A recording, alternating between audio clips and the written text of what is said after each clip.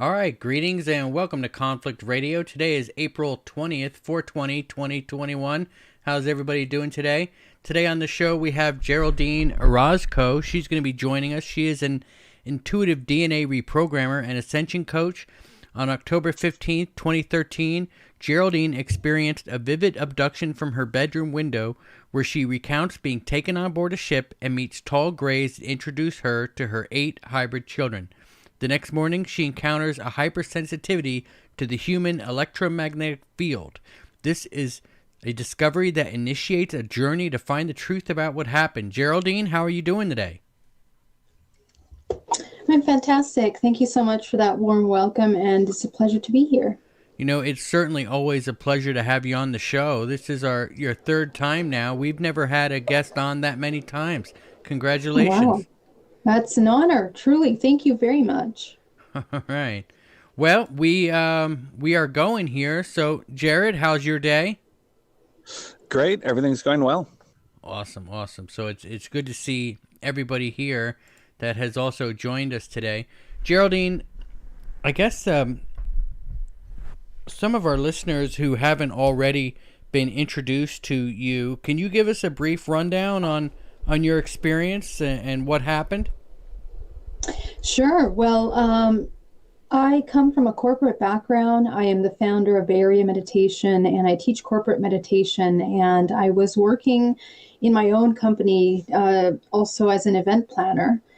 And so I think I started to kind of research meditation really early on, and it kind of led me to understand the value of meditation. And it came to a point where I was meditating up to 6, 7 hours, 8 hours a day. And something very interesting happened in 2013. This is about 12 years after embarking on my entrepreneurial projects and doing this kind of work. But in 2013, I had this really life-changing experience where I was woken up at 3:33 in the morning and taken out of my bedroom in Union City, California, and taken on board craft, where I was then introduced to a lot of incredible information, including an alien language. My aunt was on board the craft, and I was introduced to children that were told to be mine, or said to be mine. And it took me on a journey on really just completely restructuring my idea of reality. They also explained and showed and demonstrated what this holographic illusion of a reality that we believe is a reality is, how it functions, and how we are involved in this whole thing. So when I came back to my body at 6:15 in the morning, I was laying upside down at the edge of my bed, and felt like I got hit by a truck. My face and eyes were burning. And the next Monday, when I was in front of my first client for the week, I realized that I had an ability to see their multidimensional body. I saw nothing but colors. I could feel their body. I could sense what they were thinking, feeling. And it just was something incredibly difficult to overcome. It took me about 3 months to overcome this. It's like my abilities had been ripped wide open. And to me, that was the strongest proof of what happened to me, because even that very next day, I myself questioned what happened to me, because I did not understand at that time, and nor did I believe in aliens at that moment. So it was really just incredible. So that's a quick recap. All right, and I just want to give a shout out to everybody here in the chat. Hugh is here, Mr. Fox is here, CB3 is here. I saw Dr. Strangelove and Journey Through the Gate Paranormal Podcast is here. Creepy Books is here. I saw Kingfish Kebab, Mark Springsteed, Don M, Chuck Bam, I don't know if I said that, Wreaking Havoc, Barry, Mario, everybody's in here. Apex, Creepy Little Book, Eliza, everybody's here. Welcome to the show. If you guys have any questions, feel free to go ahead and ask away in the chat room. We'll try to get to them. And Jared, how are you today? I'm doing good. It's all's well in the city, so I have no complaints. No one, knock on wood. The verdict turned out well, so currently, it looks like there's nothing but some positive energies going on downtown. Al Sharpton's in town, just about half the country. So I'm just happy that all things in Minneapolis look steady and slow. All right. Well, that's always I guess that's always good to know that the day went well and nobody's upset and rioting and burning things down. That's always a plus. Do you have? Yeah. So the main topic of this show today is what is the alien agenda, and I want to ask Geraldine what the actual what do you think the agenda is? What are they doing? I was reading an article today that said that they're creating these hybrids because they're trying to adapt the human species to climate change. What do you think of that idea? And if you have an idea of your own, let's hear it. That's an interesting article. Well, in order to think that extraterrestrials have an agenda first, I think you have to wrap your head around the idea conceptually that aliens or these extraterrestrials have some kind of intelligence that somehow is taking into consideration, mankind and whatever value mankind is providing them is important. Now, there are many different kinds of quote-unquote agendas that have been spoken of when it comes to these kind of interdimensional beings. And I think that before we get into that topic, it's important to understand, first of all, how they present themselves to us. I mean, what they are is interdimensional beings. So we're dealing with some manifestation on a different dimensional plane, which means that they operate by different laws of physics, different laws of reality, different laws of creation, unlike ourselves, who are tied to a very physical world, physical plane, which we abide by the laws of science and physics that are here with us as far as what we know. And so right there, the difference is that, we have a hard time really wrapping our head around the immensity of their technology. Their technology is incredibly advanced. And I would say that more than an intelligence, they are technologically advanced. More than being necessarily an intelligence, they are just better equipped and technologically advanced. Our current technology here is archaic in that we don't know. There's a lot of technology that's hidden from mainstream. And we don't have access to a lot of that technology. So it kind of limits the way we see the world as well. It limits our perception and our ability to conceptualize that there are things outside of our scope of reality. What makes humans valuable and what has driven my research over the past few years is to try to understand why us, why the humans, right? Are we special in some way? I, since an early age, did not think that we're the only ones in the universe, but to really jump from that idea to there are these specific beings and they're doing specific things is kind of a long it's a kind of a long jump, for people to have. We're barely just understanding ourselves. And then on the other side of this argument is also, if these beings are interdimensional, then does it mean that we're seeing them in the physical, or are we interacting with them on some other level of consciousness that has the ability of tapping into a different dimensional plane? So in all of looking at all of that, it kind of really makes you kind of question again, what kind of agenda could they have with the human? And what I have discovered in my work is that the human is really not anything that we have been told. Our human bodies are actually one of the most advanced biotechnologies. And ultimately, our DNA is holographic, which means that it stores incredible amounts of information. And in that information, in the dark matter, in the junk DNA, is information that would help us understand that we are more than just this physical body. We actually have fragments of ourselves that are in these other dimensional planes manifested as extraterrestrial beings, different manifestations and life forms. And we have the ability to access that through our consciousness and through activating the senses of the body, the technology of the body to access that information.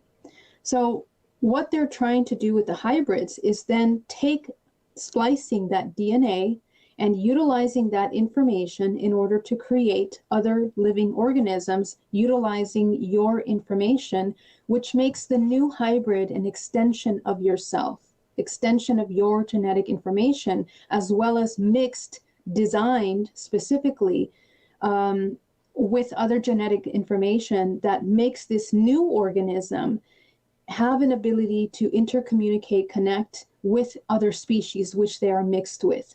DNA is basically, like, you can say it's the portal to that lineage, that information. So they have the ability. So if you have, I don't know, gray DNA in you, you have the information from that lineage to pull from into the present moment. So ultimately, the hybrids are a cocktail of DNA that are being utilized for different purposes. Some of these, in even ourselves, if you would look at DNA, we could say we are hybrids. We have this same cocktail of DNA within our systems. All right. So how do you know for sure that our DNA is holographic?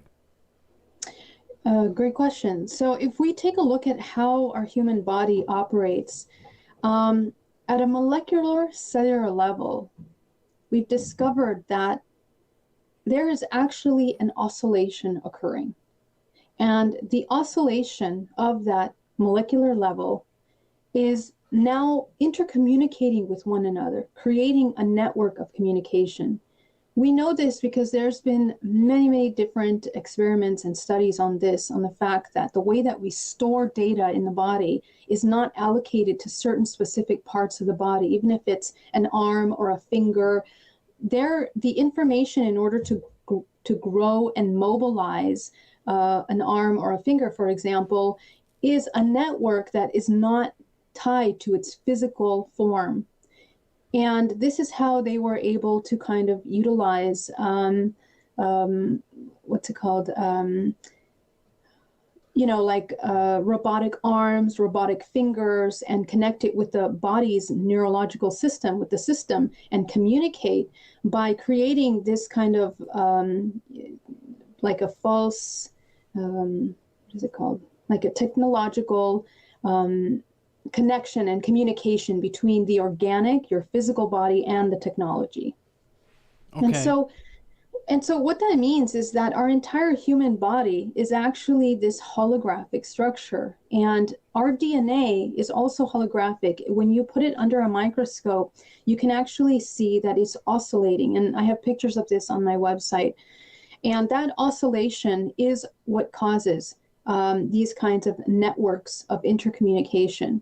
So the way that it stores information is by that vibrational frequency. There is a certain resonance that the human body emits. Every part of the body, major organs, has its own electromagnetic field, and all of these systems are interconnected and intercommunicating with one another, storing information differently, but in the same way, interconnectedness.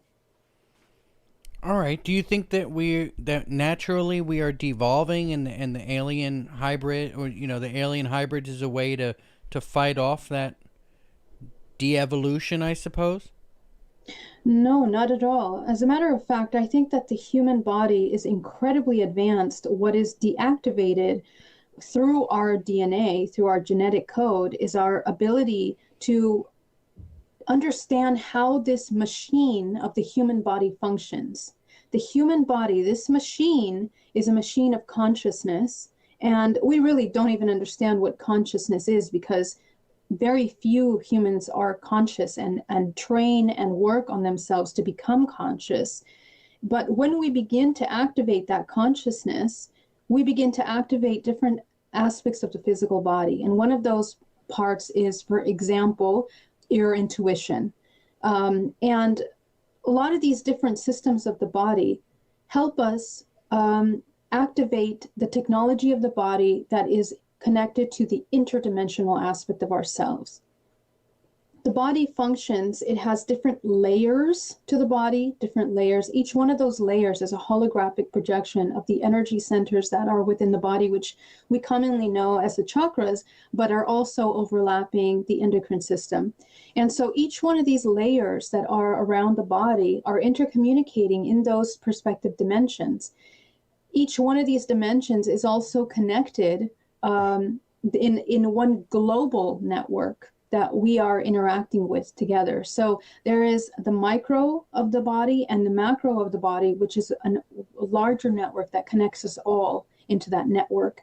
And so one of those that we commonly might know as the Akashic records, which is kind of like the holographic DNA of the entire world, the planet Earth, and its historic timeline.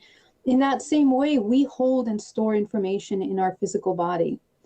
So it's not that we are de-evolving, it's that we are like infants. We are not educated in how to activate this human body.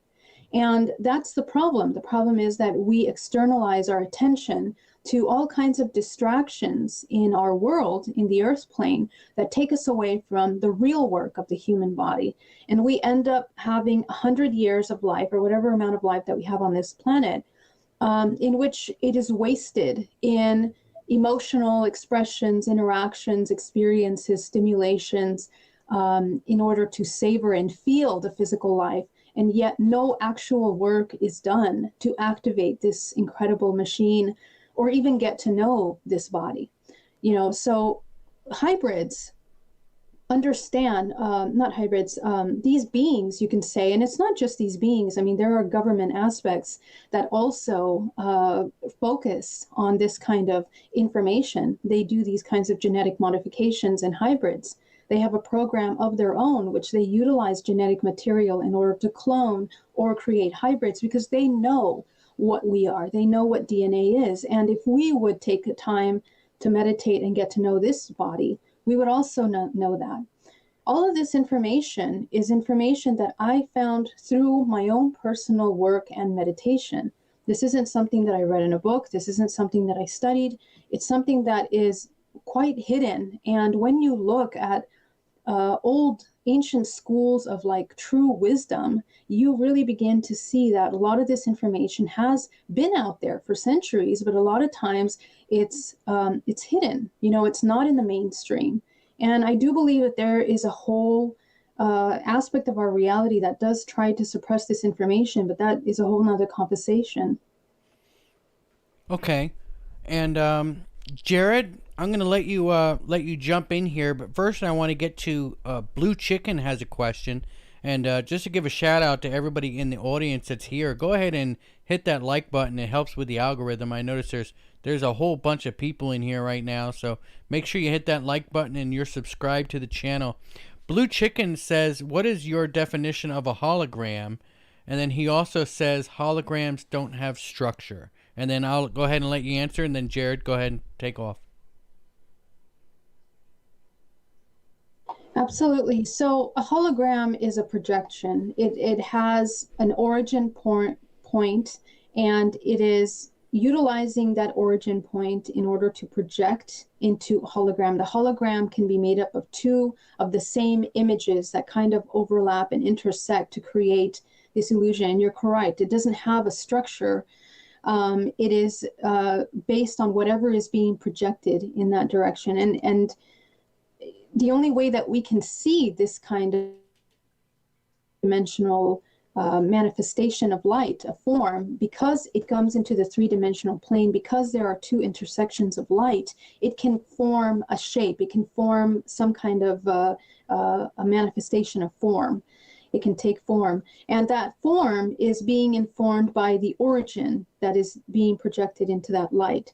And so we are, in a sense, a hologram of another point of reference. And perhaps the reason why we utilize these holograms, because this is bending light that is being bent by the different dimensional planes that we are made up of. We are constantly moving in and out of different dimensional planes.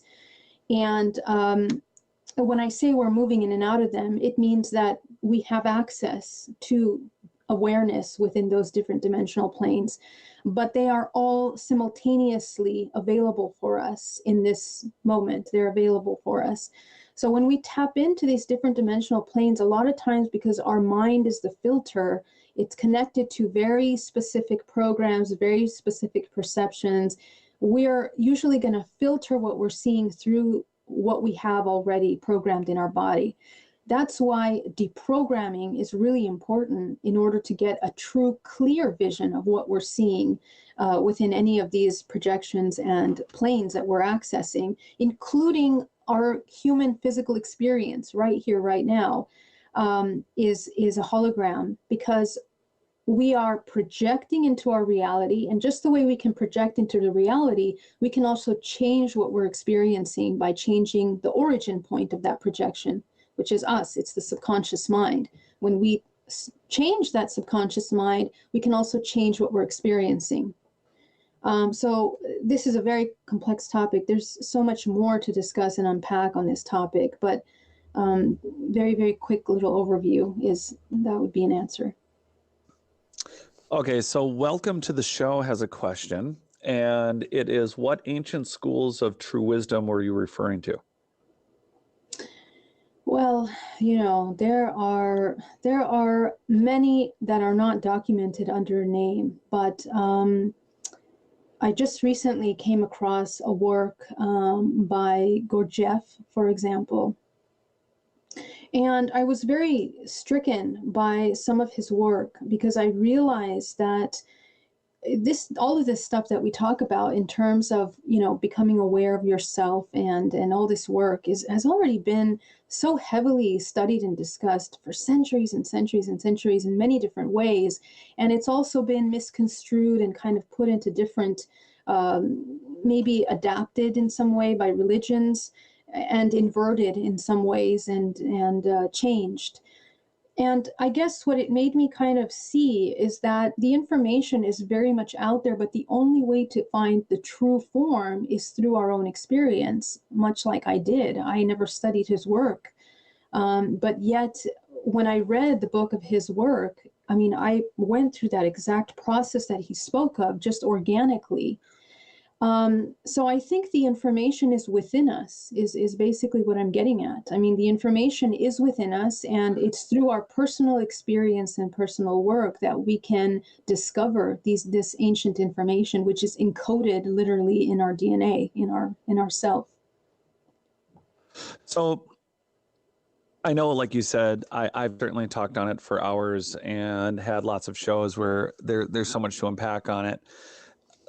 And some of it's been touched on just in the short time that we've been on, and there's no real capstone, so I'm just going to get into some of the middle of it, and it's not so much agree or disagree, but it's going to be, I think, describing, my personal opinion, based on research, is that, we've been here for millions of years, and we've found evidence of anatomically correct humans. So in combining what was talked about earlier with the antiquity of the human race, its advancement, and whether or not we're devolving, Michael's point was, are we devolving naturally? Or is it more like, I've always described it, that the human race is currently in a safe mode, like a crappy computer not working well. And the question I have really is, do you think the human condition currently is a result of a bunch of happenstance, and or was there a more advanced civilization here worldwide, global cymatic polygonal building, pyramid culture / engineered soil / like you said, fully conscious, 90, 100%.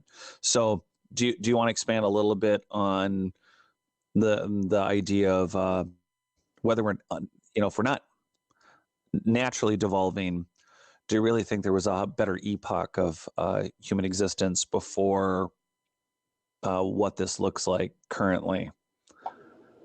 Yeah, I think that everything is cyclical, and that historically we have the ability to see other very, very, very ancient civilizations that we categorize as primitive. But in fact, when we start researching and looking at the documentation that has been left behind of some of their science and, their awareness of not just, Earth things like technologies to maintain a civilization, but also off planet, interdimensional and interplanetary information. It's very interesting to note that we might think it's primitive, but they had the access to that information. So I think that many civilizations before have reached optimum levels of operating, and they have reached heightened levels of awareness and technology,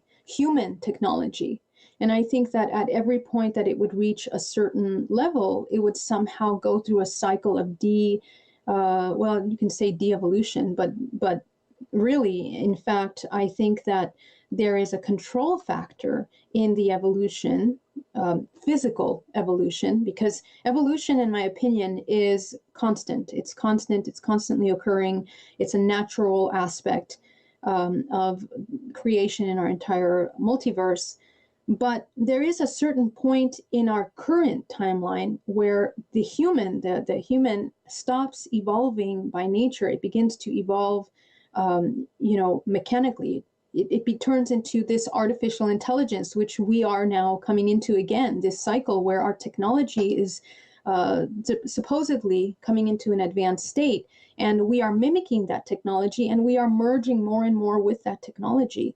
And to me, this is a sign of, in a sense, the de-evolution of the true essence of man, because we are becoming codependent on an external source of intelligence that will direct the human body, and the human body does not need that. So I think that when we come to these pinnacle points each time historically is when things start to either fall apart or change, and I think that that is a natural design of the universe in which we live in.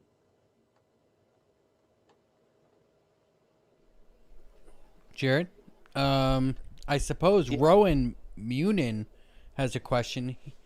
They say they have missing time, 6 hours worth of missing time. Do you have any advice at all for recovering that time? Well, that's very interesting. I would say to kind of begin, well, first of all, I would definitely say to join a support group. And the reason why I say that is because a lot of times other people that have missing time begin to share their experiences, in which you can kind of hear and listen to what others have experienced and what to look for.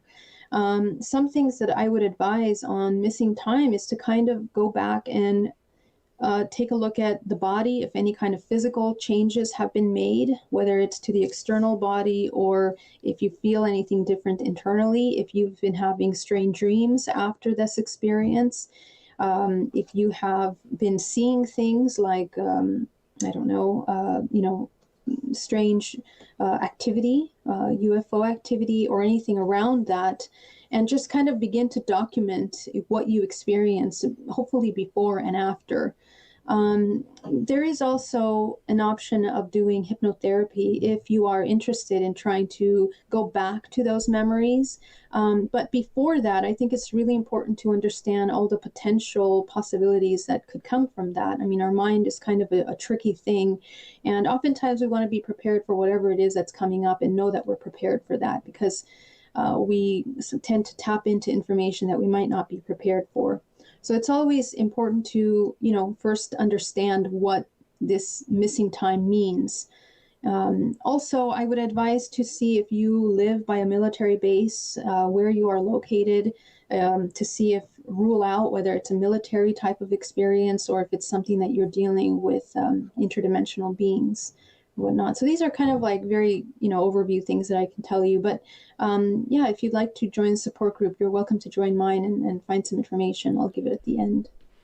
Okay, and there you go. You can always reach out to Geraldine. She'll be able to point you in the right direction.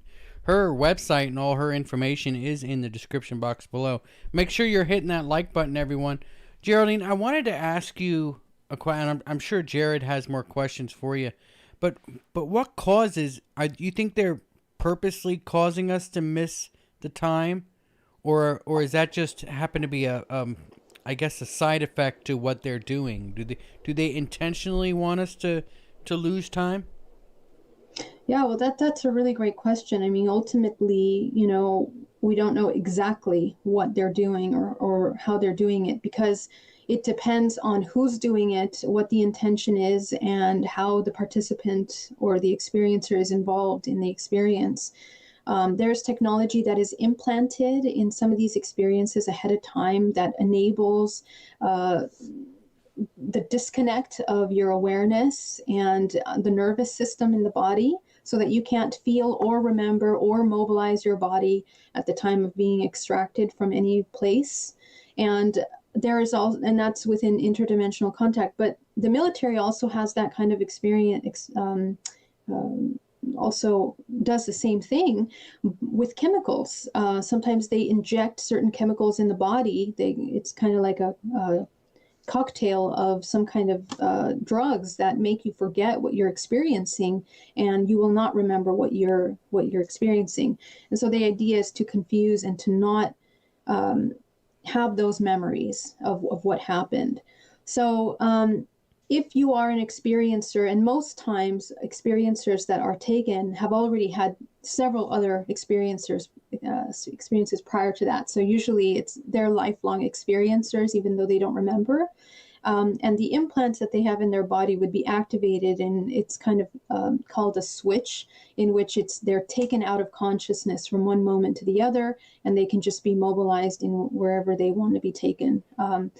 And so the subject or the experiencer would sometimes become aware when they're on craft. Very rarely, but sometimes they do, and they remember.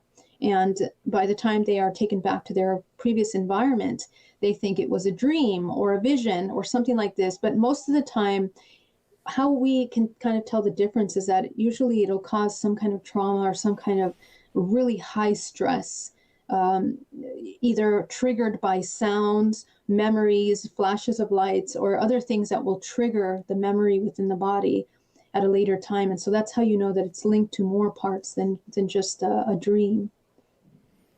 All right, Jared, you want to? Yeah, I want to jump back. I was on. I had muted out due to a train, of course, but I wanted to go back to the general rise and fall, epoch of time sort of thing, and I had a question on your opinion on, whether or not evolution in its the very word itself, in reference to the theory of evolution. Everyone seems to forget that the theory of evolution is not a fact. It's just a theory. So on that note, as far as multiverses go, in your opinion, and or this, is there really any one true timeline, or is there one true do you think evolution is really random, or do you think that at one point, I think you kind of inferred at one point that it is a natural system that was once and then mutated and taken over to be a more an intentional system? But isn't it really all theoretical as far as whether or not, I mean, whether the grass or the ferns or the size of the trees and bushes and what we're looking at now, is it really a system that's random designed and repeats itself throughout, this multiverse concept, or is there really just one true version? And within that, is it really possible that it is just a natural random occurrence, or if it isn't, in these epochs of advanced technology, that a lot of this is like the ancient advanced engineered soils that I talk about, like terra pretas or Chernozems, that everything down to the soil was engineered by a prior higher society, and it is all in disarray at this point. I mean, is it really just a random occurrence? I guess I've repeated it 6 times. I'll shut up. Sorry. No problem.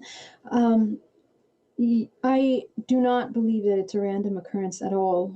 As a matter of fact, one of the things that I was shown was that since the origin of time in this earth, there are certain beings, certain intelligences that are designed in order to create realities, create holographic realities like the ones that we are living in right now. And they utilize the sciences of the earth, the mechanics of the earth, a very deep, profound understanding of maintaining the balance of the earth. And from that, they create the landscapes in which we live in. And it's designed specifically by understanding the beings that are going to be residing in this environment.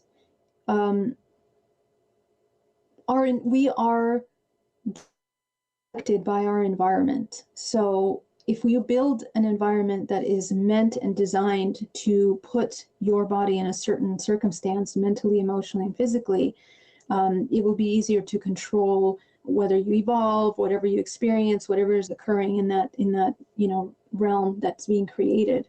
And I think that this is true for planets outside, Earth. I think that it happens in other planets as well in that same way. Such as the hybrids that are being made. It really just depends on the genetic make of the organism that's going to be populating that planet.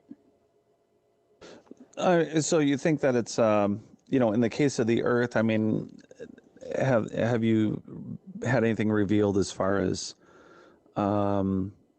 the presence of this program or how long has it been going on? Since the beginning of this conception of Earth, the idea of Earth, beyond the records that we can calculate that we're barely discovering right now. There's so much that is yet to discover. So, Wow. Yeah. So there, as far as this going on, then is there a goal in mind? Because irrelevant to participation, the human race tends to rise and fall quite easily on its own. Yeah. Well, seemingly on its own, right? Because again, we're dependent of our environment. But again, and so that being said, that is the next most important question is, so what's the longevity of this and why? I mean, it's my belief that even though the existence of this Earth in this dimensional plane is a part of an interconnected whole and plays a key in maintaining the balance of the whole, we are run by organisms and systems that far transcend our awareness of what's going on. I mean, there are energies that feed off the imbalance of everything that is occurring on this Earth, as much as there are other energies that benefit from any kind of healing or unity aspect of this organism. So I think that when you look at it from the highest level, what we're experiencing here is just simply an expression of that duality, which means that we're experiencing some great things and some horrible things, but all of those things are necessary to maintain this system running, this show, this organism running as it is, because I believe that it is the law of this dimensional plane, which is very much the physical. Now, if you go into other dimensional planes, they run by different laws of creation and reality. So they're not going to have the same kind of patterns of evolution experiences as we have.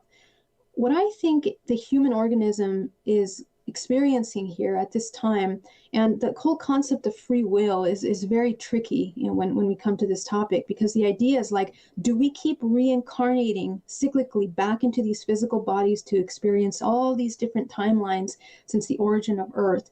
Many of us have recorded in our bodies that we've reincarnated here for centuries and centuries since the origin of life. It's encoded in our DNA, and the more we become aware, we can uncover that information.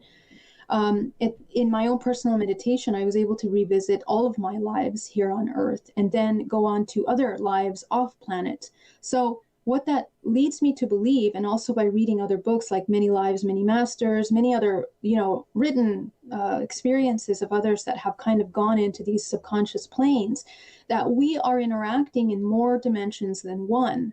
So the idea is, what does this organism need in order to no longer continue to experience this plane, or is it just a part of a larger organism of experience that's experiencing many things simultaneously, and there's really nothing wrong with that. So I kind of tend to believe that we have the ability of moving. Energy doesn't disappear, it just reallocates. So at the time of death, we leave this physical holographic little shell, and the essence can travel then to another place. I think that the vibrational frequency and the work that the human has done in that life will dictate its next experience and the dimensional plane in which it incarnates in. So that being said, there are laws to this current physical plane that keep us here, that make us want to be here. And the more we understand what the human body is, the more we understand the things that anchor us in the three-dimensional plane. So are you able to recall, I mean, you were just explained that you had these other lives, or you recall them personally? I recall them personally. So you have complete memories of each of those? Yeah. All right. So what was the first one that you know of? The first one is being a microbe in this earth before it was even, well, it was designed for that, and it was just being a microbe, just on this planet Earth. And then beyond that, being on different planets as well. So being dust, in other words. So what was linearly speaking, then, if that was the first one, what was the last one prior to this one?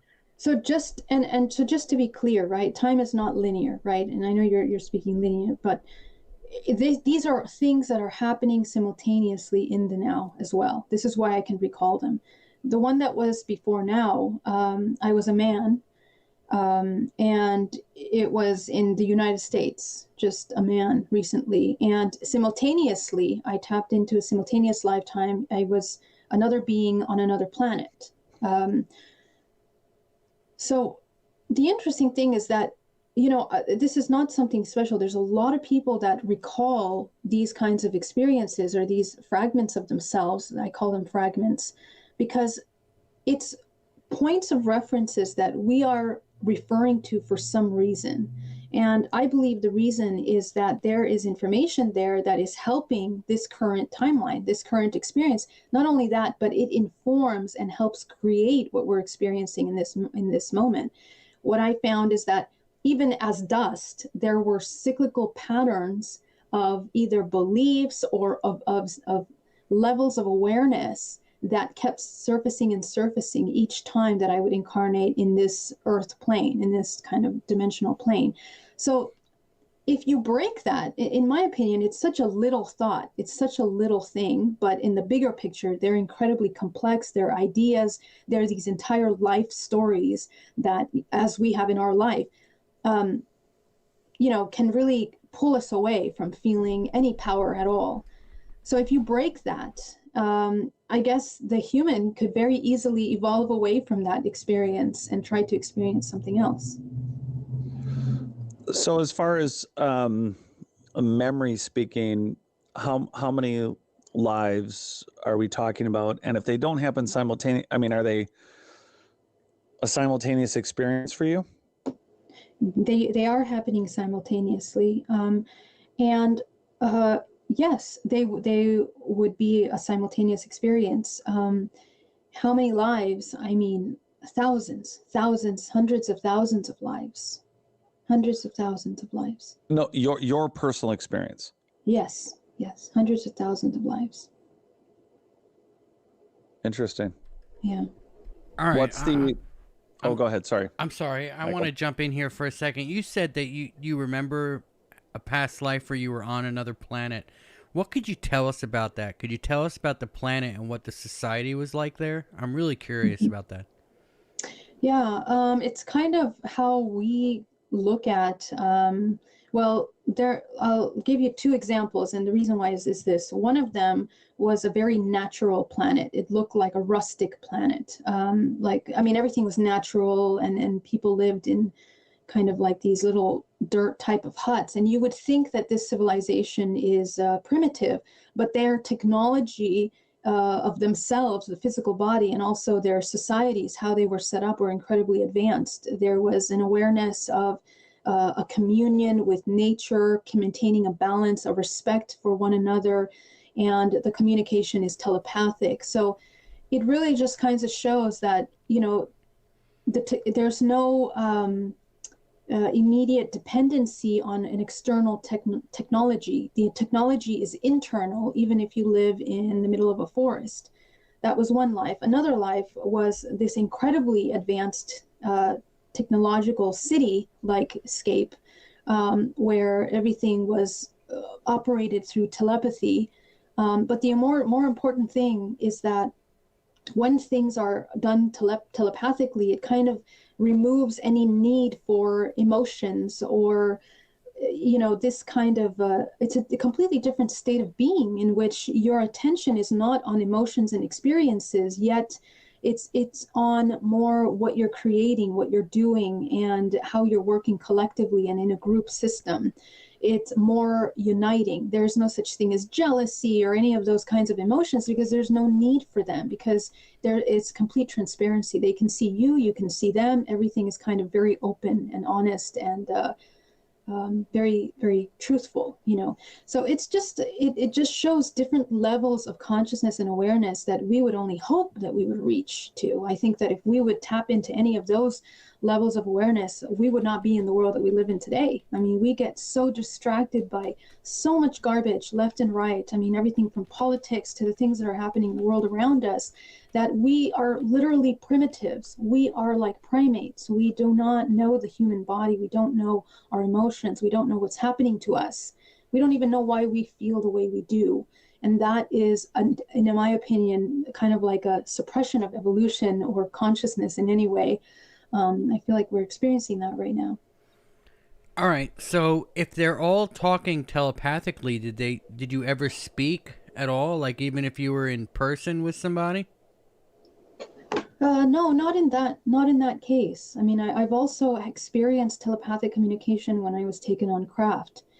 And it felt very violating, right? It felt like they were violating my boundaries, just because they would speak in the mind. But there's no need for you to move your mouth or anything like that.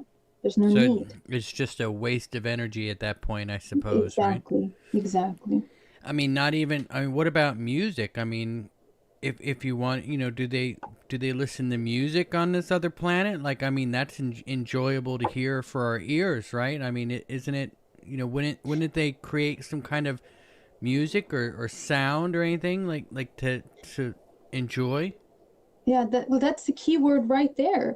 Michael, you said it, it's enjoying, right? So we live in a three-dimensional plane in which we are ruled by our sensory system, the sensory body. I mean, our first three chakras, root, sacral, solar, manage these emotion systems in the body. And so when we listen to music, a lot of things are stimulated by vibrational frequency. We tap into sounds that vibrate at a certain level that will stimulate. And often most music today is stimulating the first and second chakra, which is our survival and our sexuality. And then oftentimes tapping into our emotions, right? They're pulling emotional strings, all these thoughts and ideas.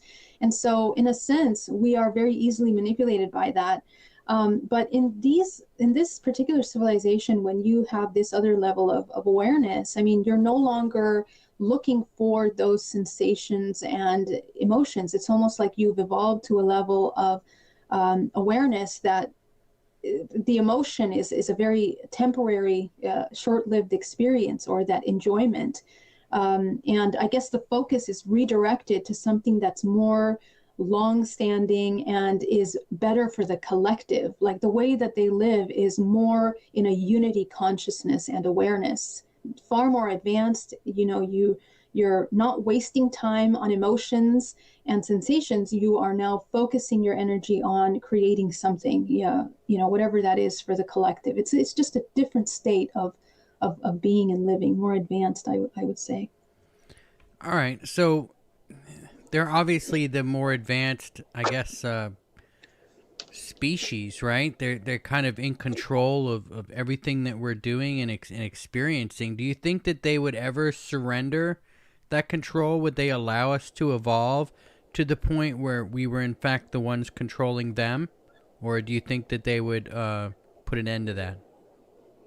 Well, I think when we talk about control, it's like the survival of the fittest, right? Which we learn from our evolution, natural evolution. It's like whoever is the most prepared, whoever is the most advanced, whoever is the most aware of themselves has power over their bodies, has power over the whole. And we can reach that level of power even in our own societies if more of us would dedicate time to that self work. And I would say that same law applies universally, as above, so below. We're talking about massive collections of consciousness that are either aware or rejecting their awareness and therefore turn into parasites. Just because they are in control or doing something and manipulating doesn't mean that they are more intelligent. It just means that they are applying different aspects of their understanding and their abilities over subjects that lack control and lack awareness. So I guess if you look at it from that perspective, it kind of makes you think like, oh, well, maybe I should, wake up so that I can apply my free will. And I think that's really what it is. Do you think? But again, go ahead, Michael. Do you think that we have free will if they're controlling what we do and how far we advance ourselves? I think that free will is only for the person that knows that they have free will. And that I think that applies to everyone, to any organism. I think that if you know that you have free will and you can use it, then you have to prepare yourself to use it and learn how to use it. I think that's what's happening here in our world today. The problem is that we're very lazy and we're also uneducated. We don't know about our bodies. We don't know about what we're capable of. And there's not really anyone to blame other than ourselves. We just don't question. Sometimes we don't know that we're allowed to question the world that we live in, the things that we're experiencing in our lives. So the idea is to begin to question and start moving into picking things that are going to bring awareness. And the idea is that if you do that, you're not going to be a host to parasites.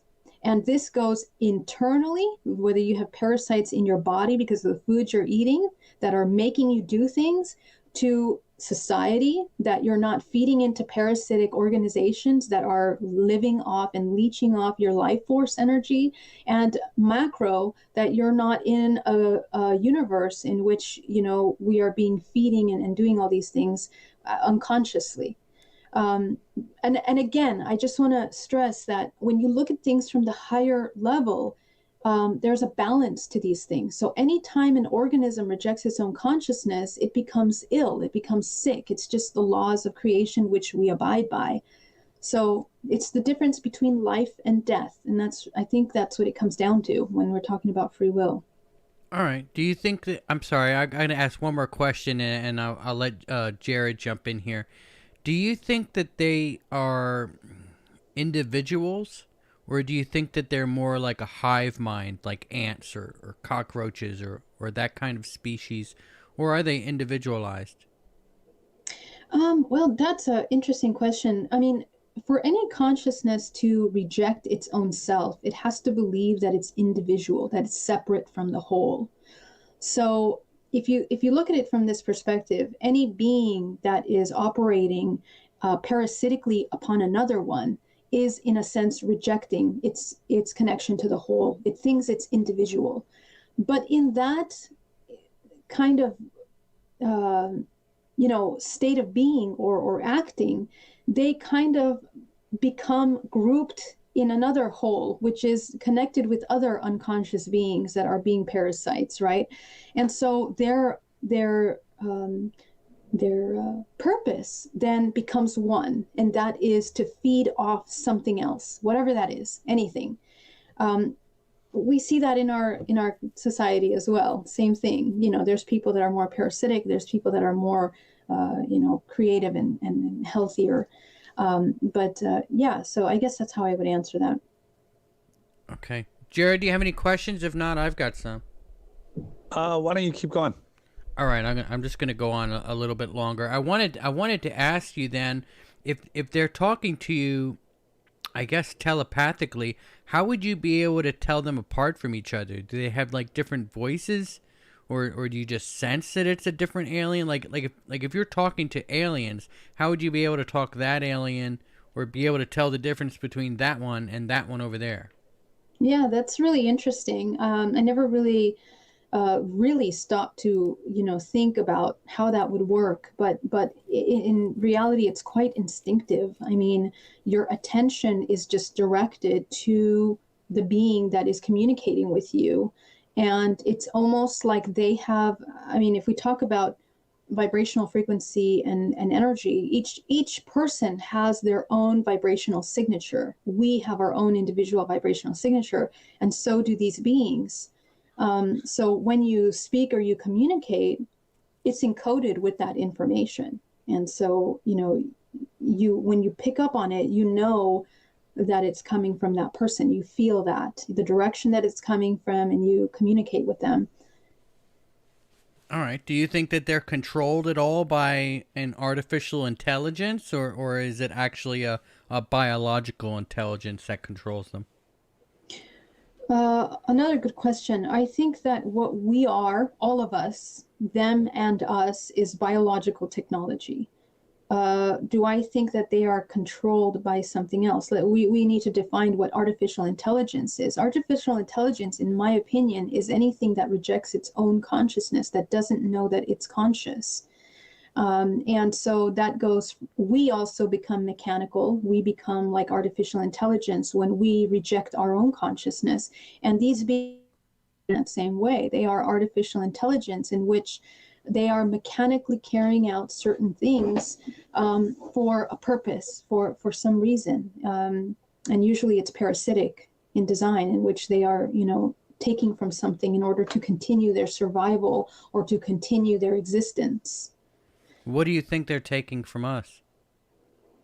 Well, like I mentioned, there's many things that are being exchanged aside from information in terms of what we are, what we're doing. I mean, there's really no information that's necessarily important to them other than the genetic information, right? The genetic code is kind of like the holy grail of the extension and replication of any organism. When you utilize genetic data, you can create a whole nother organism with just a tiny little hair, with a tiny little drop of their information. So they utilize this information to continue. So what happens is that when we have children, the child is a combination of you and your partner.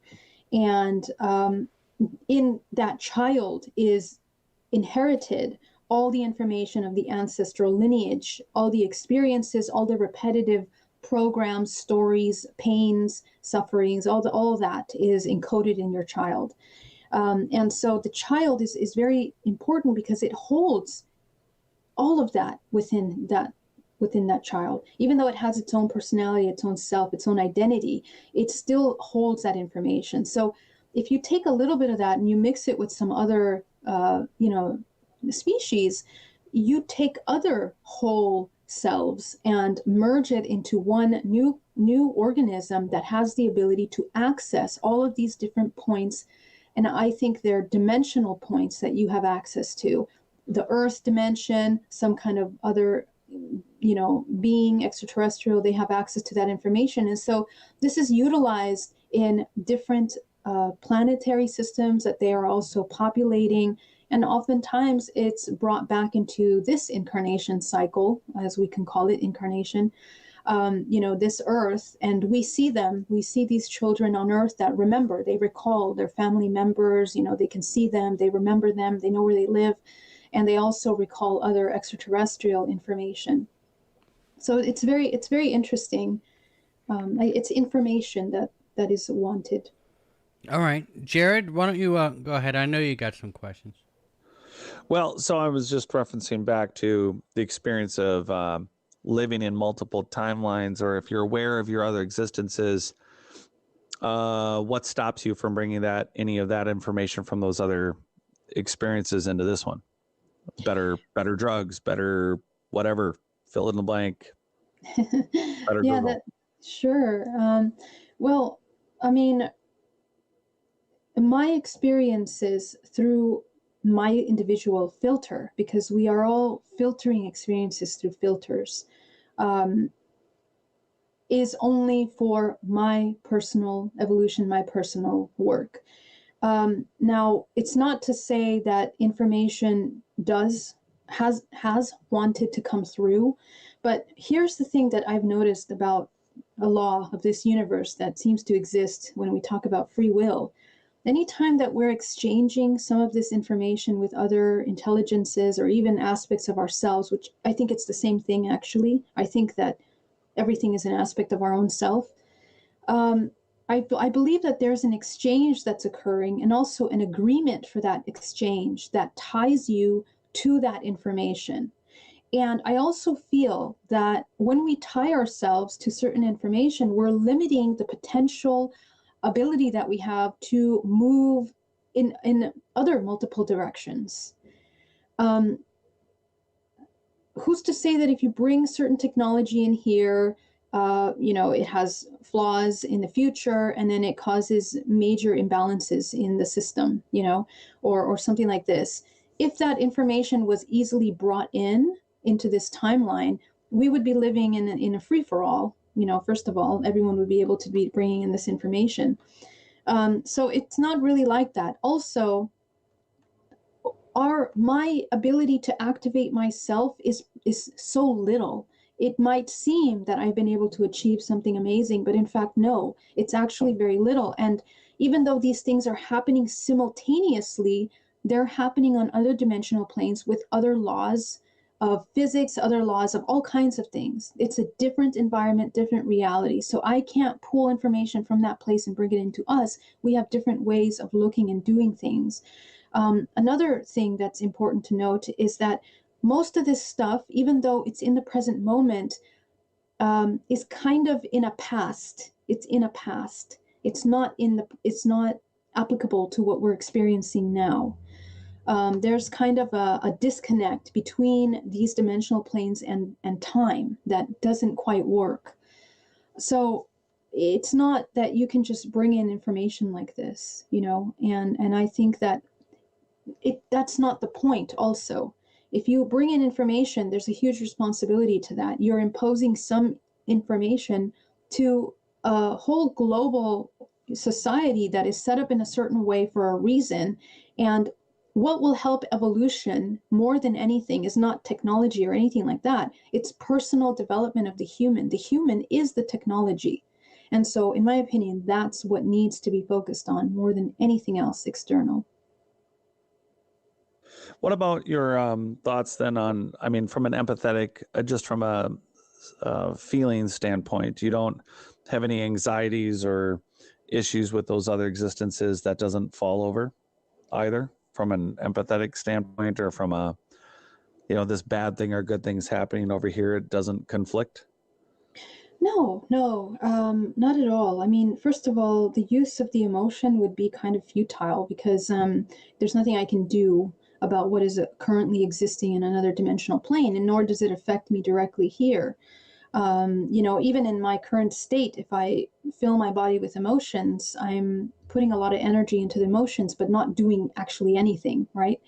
So I think that it's important to remember that when we're looking at these things. And also that really, really plays a really important role in those experiencers out there that are having interdimensional contact, that are having this kind of connections and communications, that sometimes our emotions are being weaponized against us, in that we spend a lot of time and energy moaning over things, complaining things, saying, why isn't the world a better place? And in fact, what are we? We're nothing. We haven't cultivated anything in us.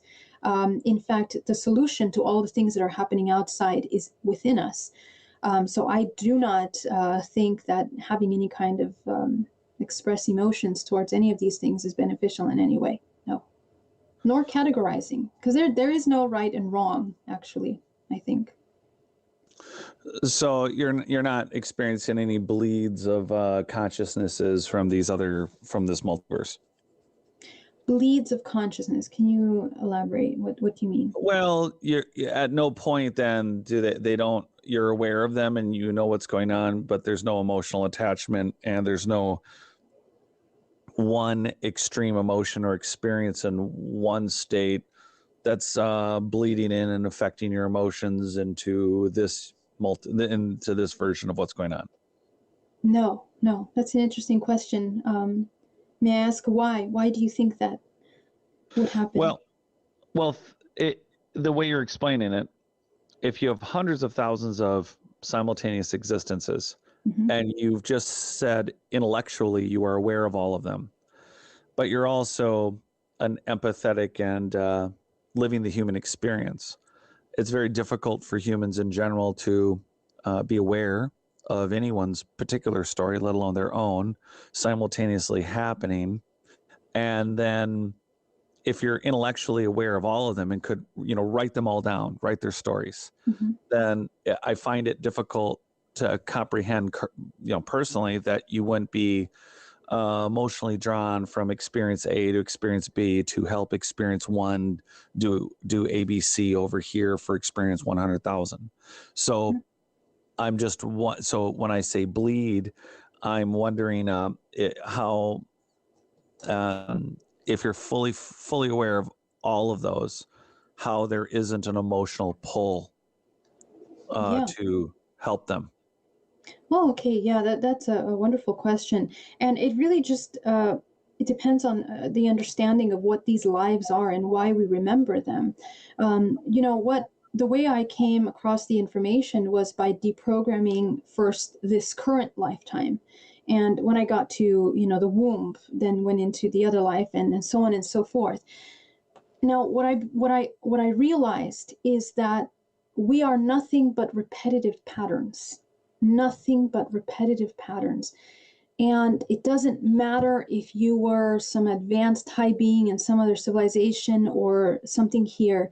In some way or form, it's manifested this pattern that you are living. And so I think that this is why some kind of religions, some Eastern religions have looked at reincarnation and karma. The word karma has become a cliche, and so has the word experiential contracts. And these cyclical patterns of suffering are very prominent, are so prominent encoded in our genetic code that the idea that question I had was why? Why? It doesn't matter what life, whether I'm in a farm, whether I'm in Queen Elizabeth's chair, I'm having these repetitive experiences. The lesson was the same. What I realized is that all humans on Earth, we are all interconnected. We are all sharing these experiences, and these experiences are divided in categories of archetypes. And the archetypes define the kind of experience we're going to be having. So we basically, once we've lived a lot of lives in one kind of archetype and maybe learned some things, we go on to the next archetype. And it seems to be some kind of organized evolutionary scale that somehow we are made to go through and experience before we can transcend into some other manifestation beyond this dimension. And these archetypes, in that same way, extraterrestrial beings, all kinds of other beings are also categorized in that archetypes. Lots of things are categorized this way. So it's not about any kind of, emotions, honestly, they're useless. Emotions are useless. They're temporary tools to help us understand information, but more than that, they're useless, right? Well, so from these handlers in your experience, are they the same take people up a lot of across all? human energy. Mm-hmm. Well, is it the same group across all multiverse platforms? Is this a Rick and Morty situation? Are they all groups? No, just in this. There are infinite manifestations, right? Infinite manifestations of potential beings. But what we're aware of is only going through a perception, a filter of perception on Earth. So, for example, all of the species that we've talked about here on Earth, they're always going to look the same. They're going to have the same kind of forms and shapes, because that's all we know. And those are divided within archetypes. If you have the ability of tapping into other dimensional planes, you're going to meet other things. But still, it's going through a filter. It's very hard to break the filter that we have installed within us, because it's deeply, deeply programmed. And it takes a lot of work to, deconstruct that filter. Does that answer your question? I'm not even sure if it does. Well, that's a start. It's just, there is, like you said, there is, as we delve further into quantum mechanics and quantum physics and our understanding of the universe, the reality is that it's unlikely that there's, we're in an infinite universe with also infinite possibilities. So it's, as far as multiverses go, there's no arguing it. It's just quite likely the idea of, infinite possibilities and infinite existences also leaves open, infinite versions of galactic Hitler and, or multiverse Hitler or multiverse, so I've recently reread, and this is actually relevant to the point. I know we're shortly running out of time, but the entire Asimov I, Robot to Foundation series, which is really, for all those listening, is one series.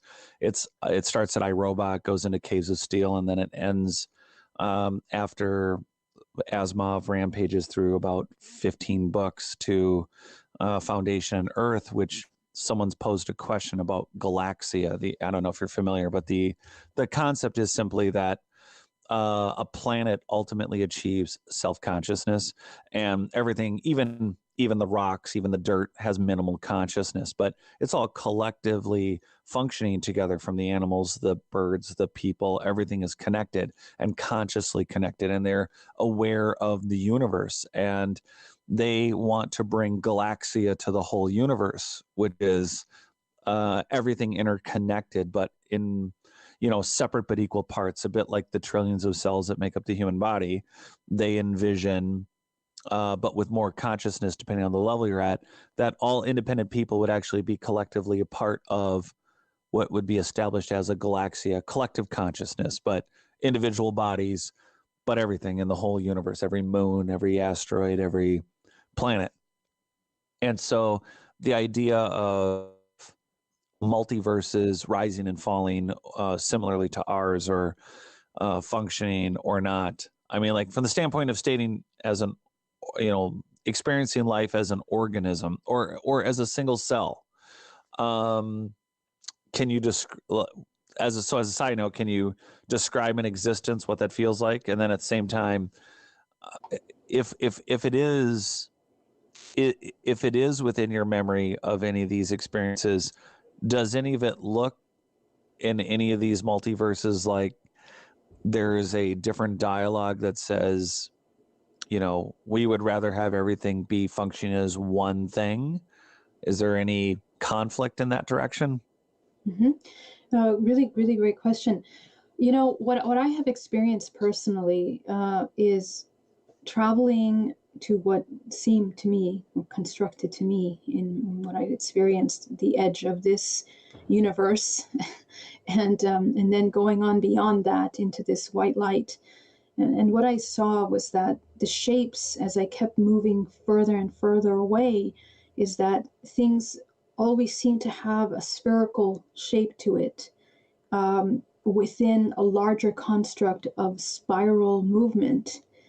And I found that very interesting, because it reminded me a lot of our DNA.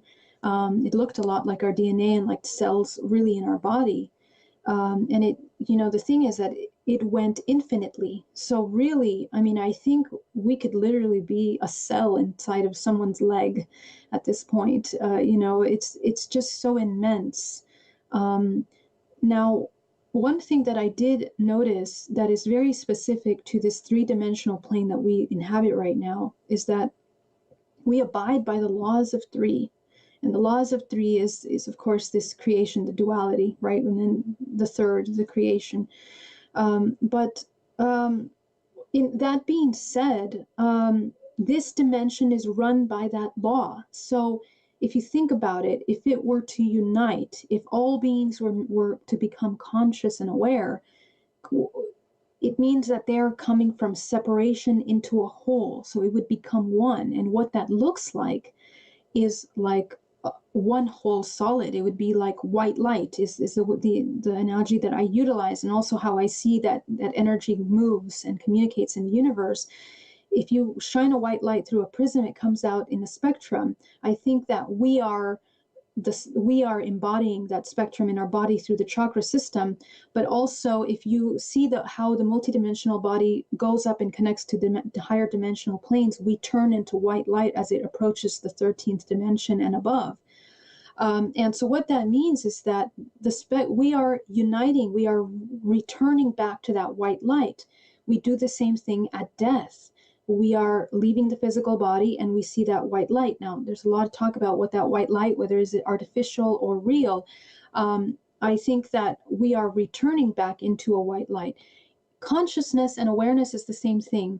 The lack of consciousness is fragmentation, separation, spectrum, darkness.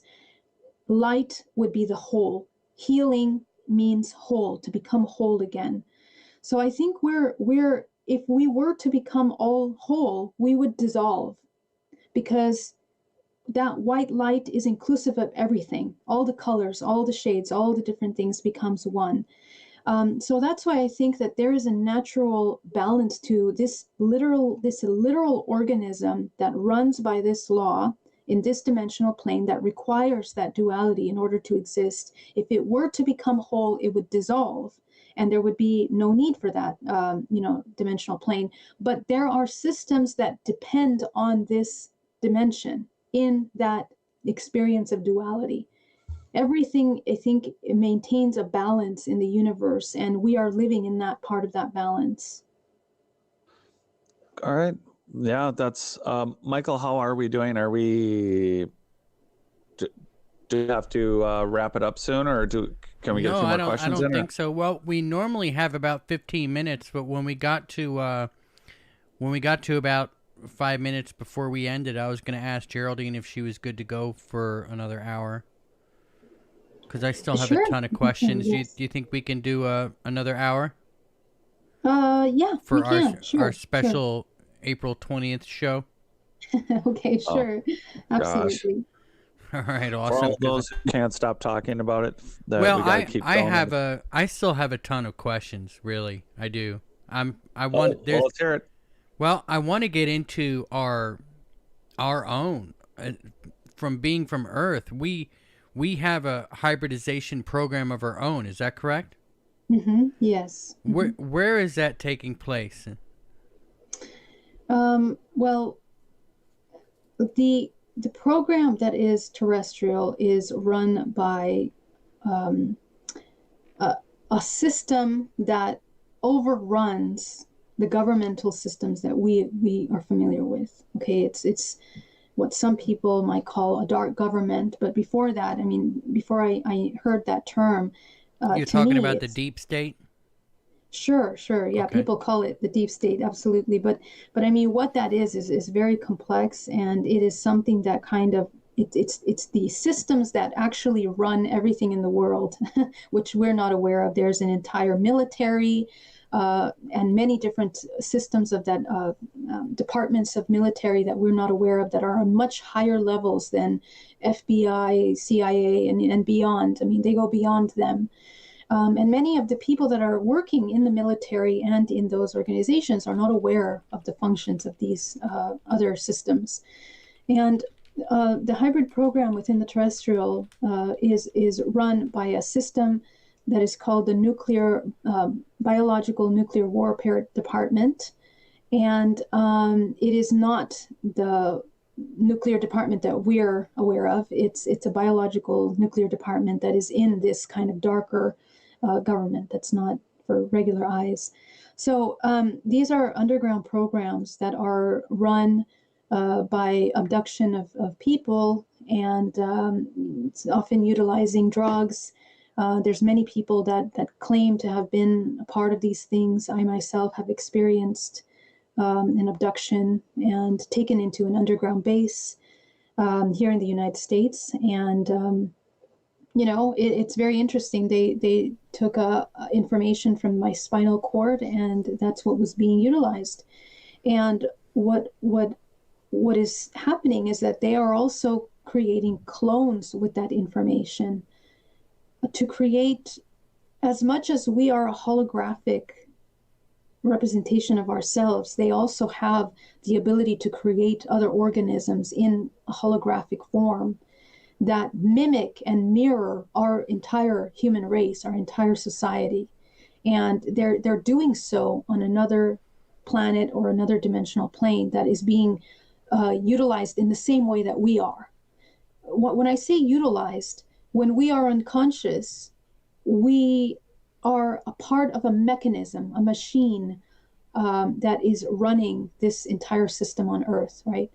And it manifests itself into these different main companies that kind of run everything, and we just kind of are distracted by everything, and so we just continue feeding into these systems. And so the same thing is being done on other planets. All right. Jared, you're good to go another hour, right? I'm totally fine. I didn't ask you. I just assumed you were good, but I probably shouldn't assume. I should ask. Yeah, ask another question. So far, all's quiet on the Minneapolis front here, so I don't really see an issue with that. All right. Well, I hope all you guys in chat don't mind if we go another hour. I see everybody's still here. Blue Chicken, Mr. Fox, Scott Quigg joined us. Matt Barnes is here. Distorted Reality. How's everybody doing? Make sure to hit that like button and subscribe to the channel if you haven't already subscribed. This is a special show this week we're doing on 420. We'll do a show on 420 every year, and this is our special 420 show for today. I understand that a lot of people that like listening to podcasts and chilling out at home respect this day and have a lot of fun on today. I don't necessarily, but I know a lot of people that do, so we will help you celebrate that day by carrying out a special live show. So I want to talk. I do want to talk to you, Geraldine, about our own hybrid program. I do. You said that there's some underground stuff going on, and I know that this is probably a taboo subject for the platforms that we run on sometimes, and sometimes we don't talk about certain things. We worry about getting in trouble and that not. But let's cast all that aside today and let the chips fall where they may. I want to ask you, do you think that we, I guess, or the deep state, I suppose, do you think that they're doing these experiments and crossbreeding programs with the permission of these beings? If so, do they have, I guess, limits as to what they could do, do you think? Or if we are doing it without permission, is there a point where they're going to step in and put a stop to it? I think that there are definite guidelines in how particularly the government carries out these agendas. And I think that they are guidelines that have kind of surfaced into mainstream by looking at what they've done with subjects in MK Ultra programs and various other programs since the 50s and 40s that have utilized people in weaponizing people, basically, either for spies or using them, women, females, as sexual toys, and also to spy, in some of these government in the elite, amongst the elites, they have these programs and these parties that they carry out, and they do a lot of these things. You're talking about honeypots, like the Epstein stuff. Yes, that's one of those things, and some of those women. I mean, I personally know one of them that is a survivor from that. One of those earlier programs in the 70s. And when you hear these stories, it's pretty amazing. But what you're hearing is that what's happening is that they traumatize and abuse the subjects to a point where they fragment them. How do they know to do this, right? How do they know to do this? They understand the human body very well. They understand the psyche. They understand what happens when a person experiences trauma. And when a person experiences trauma, they become fragmented, and then multiple personalities begin to emerge. And those multiple personalities can be hidden from one another and brought up at any given time and utilized to do and carry out certain things. So, this is how these humans are utilized. But if you think about it, if you look at our human race, we kind of have become that in a sense. We are hypnotized by television, we are hypnotized by music, we are hypnotized by our own fear of being able to become aware of what we're doing and why we do it. And we end up doing things that serve very parasitic systems in our society without really taking account for how it affects everyone else. And usually there's a lot of suffering that is taking place while these organizations are carrying out these things. And I'm talking about everything from the food industry to pharmaceuticals to education to politics. I mean, everything is quite interconnected and has become these lobby systems that really benefit themselves. And the question comes, is there a true government? In my opinion, there isn't, but that, I think everyone has to see for themselves what they see. And so these clone programs are meant to create more of this unconscious hosts that they can utilize to carry out these programs. So that's kind of what the breakdown is of why it's happening. All right. Well, I was talking to an MK Ultra survivor on this show. We had her on for an entire interview or an entire show, and I think it was episode 50 something. If people want to go back and look, it was a very I guess I could describe it as it was a nightmarish story, really, as far as what's going on at these underground bases with these children. And I just want, could you describe that in detail at all for us, or no? The MK Ultra program? Yeah, what it's kind of the same thing, right? The MK Ultra program and what you're talking about, right? The clones? Are you talking? Would you like me to talk about the clones or the MK Ultras? Well, isn't it the same thing? No, it's not the same thing. They're interconnected and related, but it's not the same thing. The purpose of them are the same, which is to weaponize and to utilize an unconscious organism to do something else. In that, they are the same, but the way they are carried out is different, right? So MK Ultra, and I am not an MK Ultra. I've not experienced that, but I am aware of their tactics and what they do, just because I have experienced, being in one of these underground bases.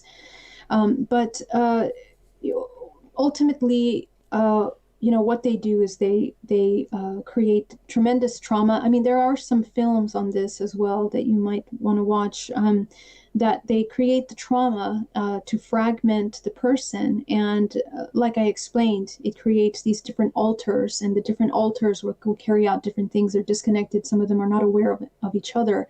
And so it creates a complete disassociation where they have these different alternate realities, and they live out these different lives without remembering.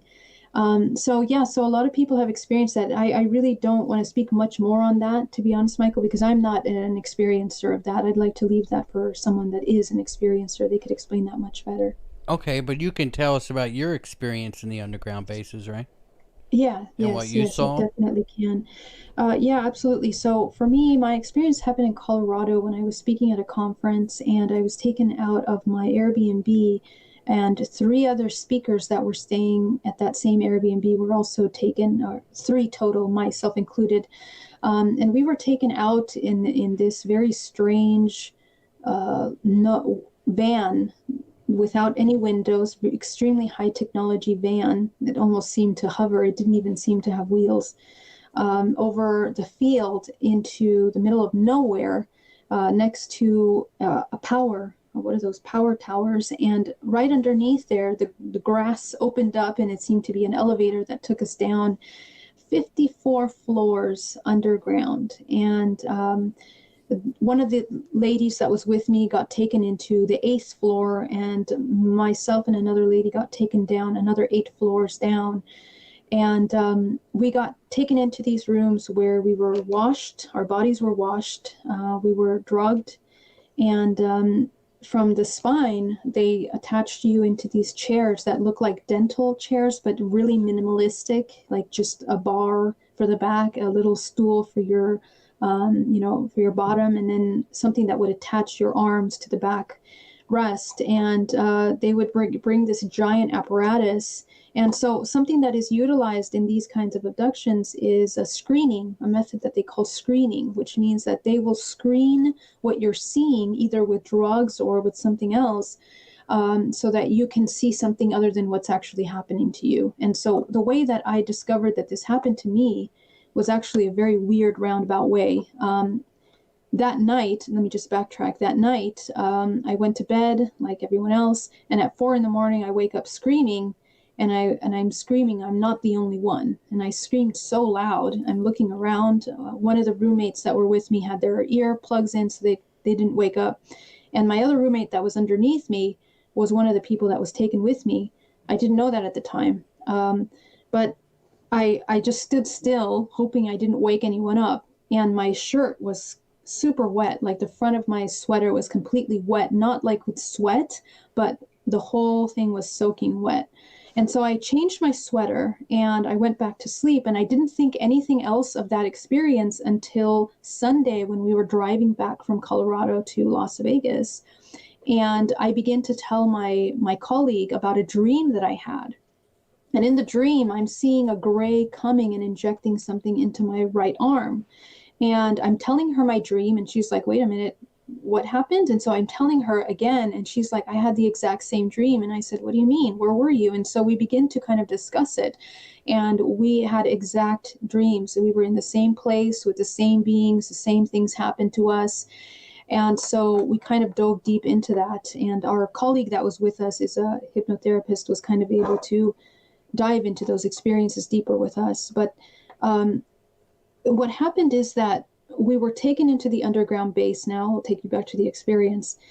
And the two of us were put into these stools, and from behind came this kind of machine, this very long injection that came into the spine and took a piece of the bone marrow in the spine, the spinal cord. I'm not sure what exactly, but the pain was excruciating. And who was actually operating it was a man. He was a doctor.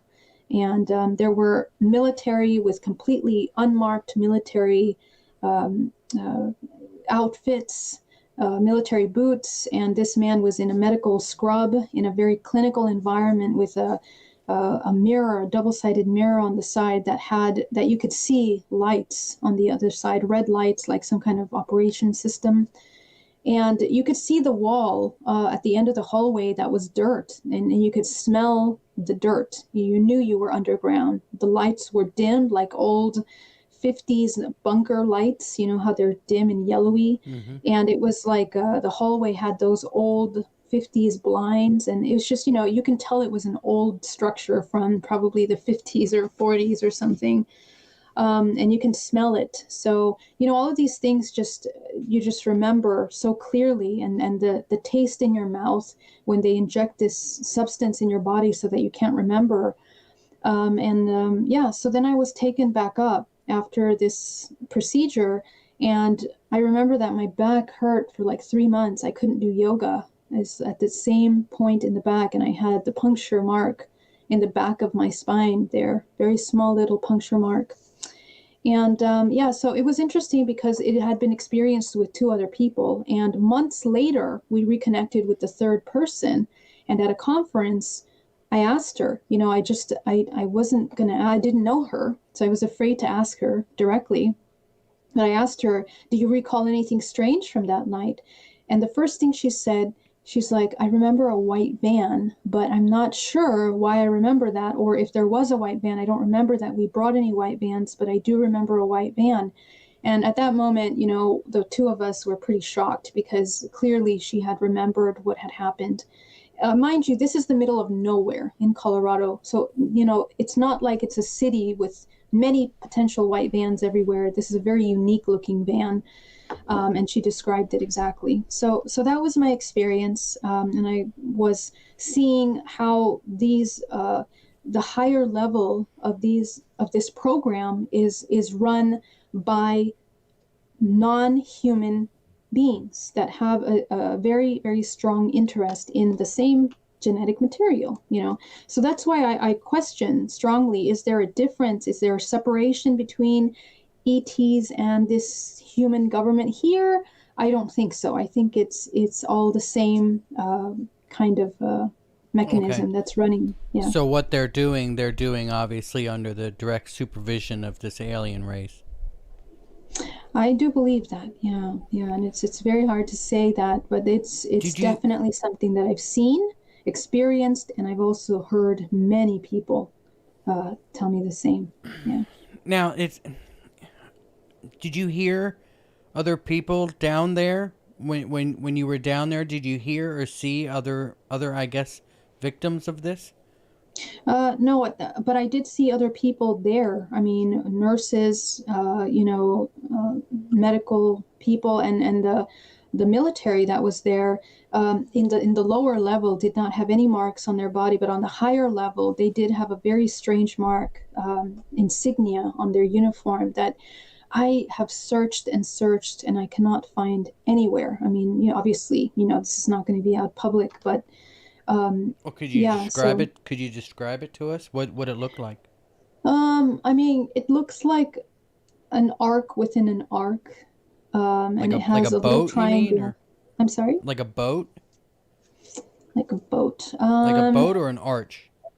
It's like it's like an arch, right? So a little arch inside a little arch, and then it has a circle and triangle at the bottom, a circle inside a triangle. I've looked everywhere and have not been able to find that one. So it's like a bunch of 30 Seconds to Mars fans, right? I've never seen that. I don't know what is that. I think they have the circle inside the triangle. That's like like if you watch some 30 Seconds to Mars videos, maybe you'll see it. Oh, that's kind of creepy. That's Jared Leto and all that.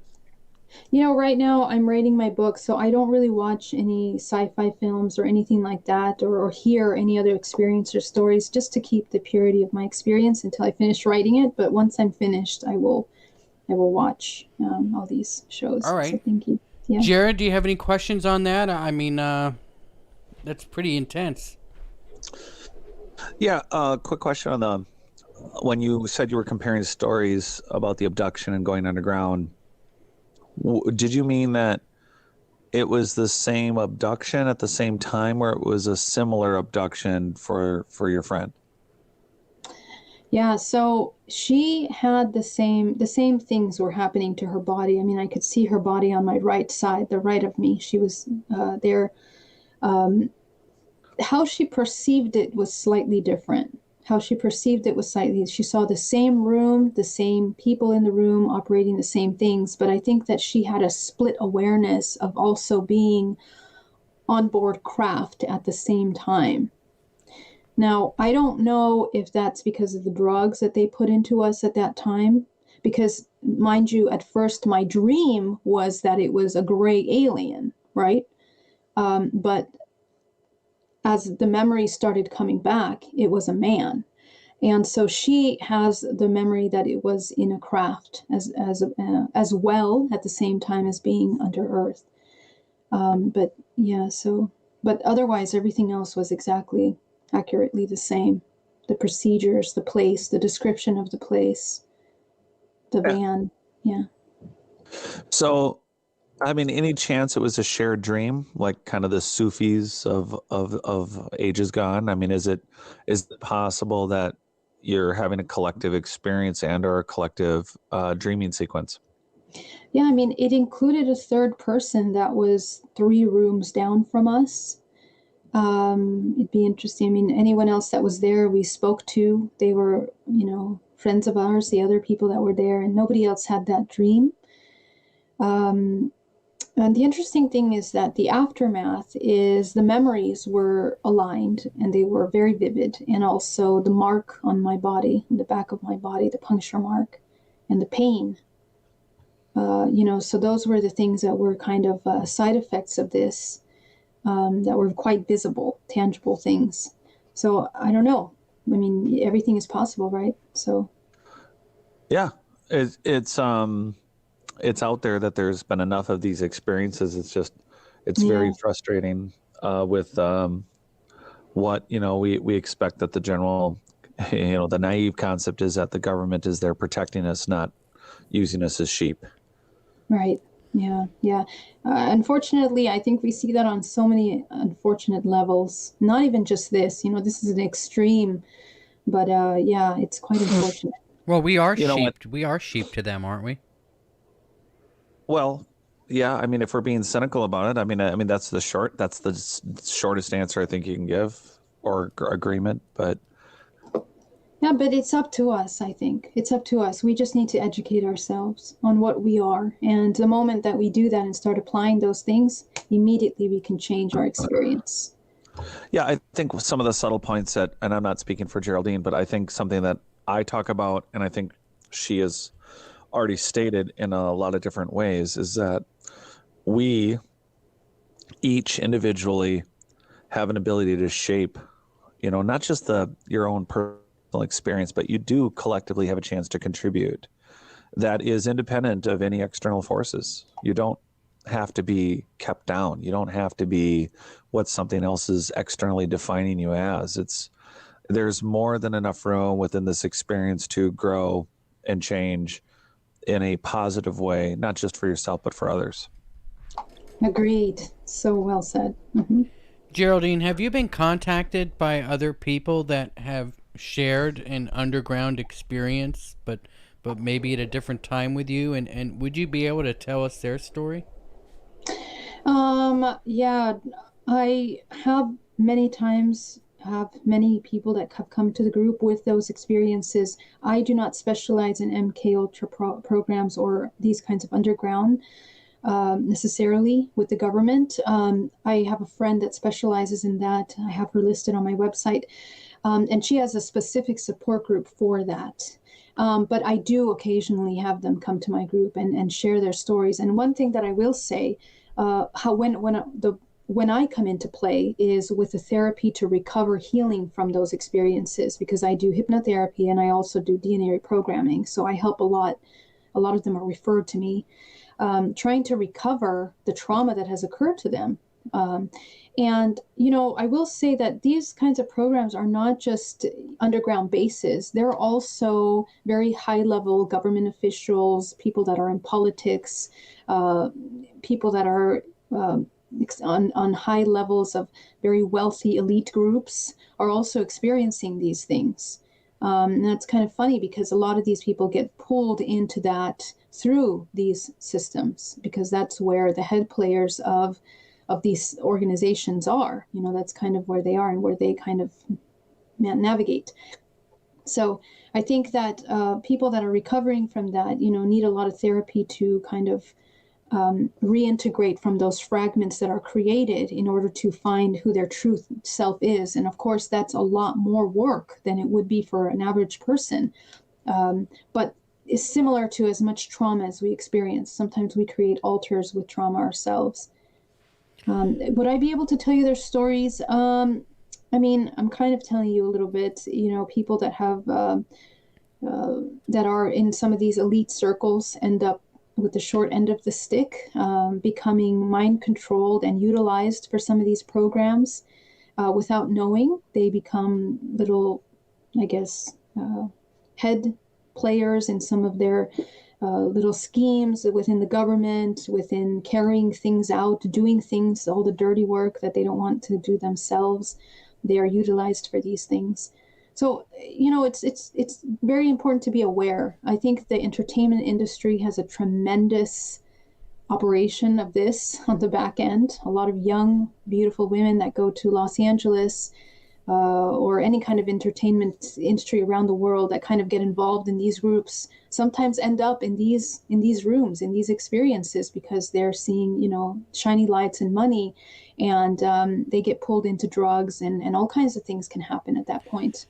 I've also seen experiments that were conducted by universities that have also been employed by military groups that have also utilized this and abused it tremendously. At least we have a history of that goes all the way back from to the 40s, you know. So that's also very important to be aware of. It's all around us. It's happening. We just have to be aware and be cautious of what we're getting involved with. A So I distorted. got a question from Distorted Reality Yeah. on. I thought that was a good one. The first question he had was on, or they, them, it, theys, who's, who identify as them. What were, if any odors, smells that you can recall when you were underground? That's a great question. Ammonia. One of the smells is the smell of ammonia, the smell of the earth, very deep, musky earth smell. And gosh, there's a smell that's very strange. I don't want to say asbestos, but it's an old kind of concrete or some kind of mixture that they used for walls back in the 50s. It's different than what we use now. It has a very distinct smell. And a very chemically, like a dull, pungently chemical smell that you smell down there. And what else can I tell you about the smell? When you're in the actual clinical room, of course, it smells like any hospital would smell. You know, you have the alcohols and the wrappings that they use in the bodies are, you know, you can smell that. Yeah. Have you ever heard of a man named Phil Snyder? Have I heard? I think he spoke at a conference that I was at once before. Yes. Yeah, apparently he spoke out. He was a builder of these underground military Oh, bases, okay. and I guess he was killed not too long ago. I guess about 5 years ago or so, and Mm-hmm. he has spoken out about this. I was wondering if they're doing mind control stuff. Is there? Do you think that they're first? All right. First off, let me ask this question first, and then I'll move on to that one. So what you're saying about the Hollywood elite, so forth, you're talking about, I guess the plainest way to put it is human trafficking, right? Yes, unfortunately. Do you And think that, that yeah. Go ahead. do you think that that's the reason why they've kind of, I guess, opened the border like they had, and are having all these unaccompanied children come in? I mean, we hear stories about all these, the numbers, I guess, that we hear, thousands and thousands of these unaccompanied children that are crossing the border, and I wonder to myself how many of them we don't hear about. Do you think that they're snagging these kids up and taking them to these underground bases?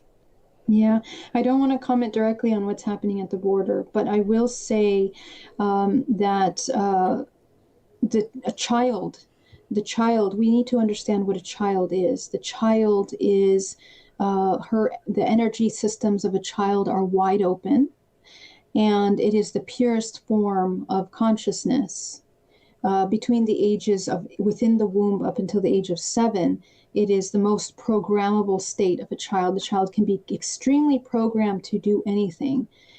So yes, some of these children are brought in at a very early age and groomed for certain things, much like our presidents. But I will Much say like what? that Much like what you said? our presidents, Okay. okay, but also these children are utilized in a lot of these occult groups in rituals, unfortunately. And this is something that I saw and experienced and felt when I had the experience of being on board a craft of these kinds of beings, these very dark beings, these Draco beings. They literally vibrate at that vibrational frequency in which they manage this kind of very dark energy. And a lot of the rituals that they carry out are the same kind of rituals that we have seen historically in pagan, very satanic pagan Satanic, not just regular pagan, right? There's different sections of that. But in many of these Satanic rituals that have been implemented in these elite groups throughout history and are still carrying them out now, these elite groups utilize the life force of children and invert it and basically fragment the soul of the child. And I believe that this also is happening to some of these hybrids, because some of these hybrids are designed to not grow up. And I kind of came into that information early on as I began to question why these children, they never seem to really grow up. They always were visiting their parents, supposedly looking the same thing like the child that they were created as. And I realized that some of these darker agendas utilize that child for these specific purposes of these occult practices. They feed off that life force, of that destruction. They utilize, they manipulate these energies. And so to shift away from this dark stuff, what I just want to bring some light to is that our children are incredibly important. The way that we raise the children, the way that we feel around our children is incredibly important, because the child is like a sponge that absorbs everything around it, and it is writing the code, the base code, the fundamental code of what they will be and expressing throughout their lives. So it's really, really important to focus on that. All right. So when you say they're carrying out these rituals, you say that this was going on the crafts as well? Mm-hmm. Yes. Wow. Jared, that falls right into your theory. If they're carrying out satanic rituals on spacecraft, that has to be ancient aliens. Ancient Earth civilizations. I would guess, right? I mean, it would have to be. I don't understand why would aliens on a spacecraft be conducting satanic rituals? They wouldn't. They just wouldn't be, because it's this is the problem in general with something that I've talked about for a long time, which is that it's very hard for us in our last 6,000 years of known history to detach ourselves from that. So we make the mistake of digging up a pyramid and we call it the Temple of the Moon, and right away that distorts the reality of what it was. And it's already been reused for thousands of years and repaired and morphed and mutated and, defaced from its original, generally, if they're megalithic, high technology background. So we have a missing chapter of very advanced humans that lived on this planet in a global society. And all those remnants are around us, including engineered soil and engineered people and our genetic memories, our abilities, the electromagnetic, all of it. So when you hear the word Luciferian, when you start talking angels and demons and Luciferian stuff, you're talking a story that was created 2,000 years ago. You're talking about the Sumerians and the epics of Gilgamesh, and an entire creation story that is entirely Sumerian, which is entirely a dynastic post-flood, younger Dryas squatter culture that evolved its own legends and myths, and then it was adapted to something we've now defined as Christianity. And you have a lot of people seeing or experiencing things that they either think are spiritual or paranormal, or you fill in the blank, but they have an experience with it. It's an untrue experience. It's just that's their experience. So the minute somebody starts telling me about pentagrams and Luciferian and angels, it's like your entire definition of all of that stuff is generally Judeo-Christian based, and that is very short history if you want to start looking at the Hindu Vedas and the assorted other dynastic religions and the work that's been written in the last 6,000 years. So when somebody describes, and I'm not saying not anyone in particular, but when somebody describes, oh, there's Luciferian stuff going on, and it's like, I'm pretty sure you've already helped me identify where you are in your research, where you are in what you're thinking, your belief system, how far you've gotten. And then the minute people stop exploring the truth and they jump to, once it's beyond their comprehension or understanding, it becomes mystical, and it becomes a religion, it becomes a faith, it becomes a belief. If it's a belief, that's not based in fact.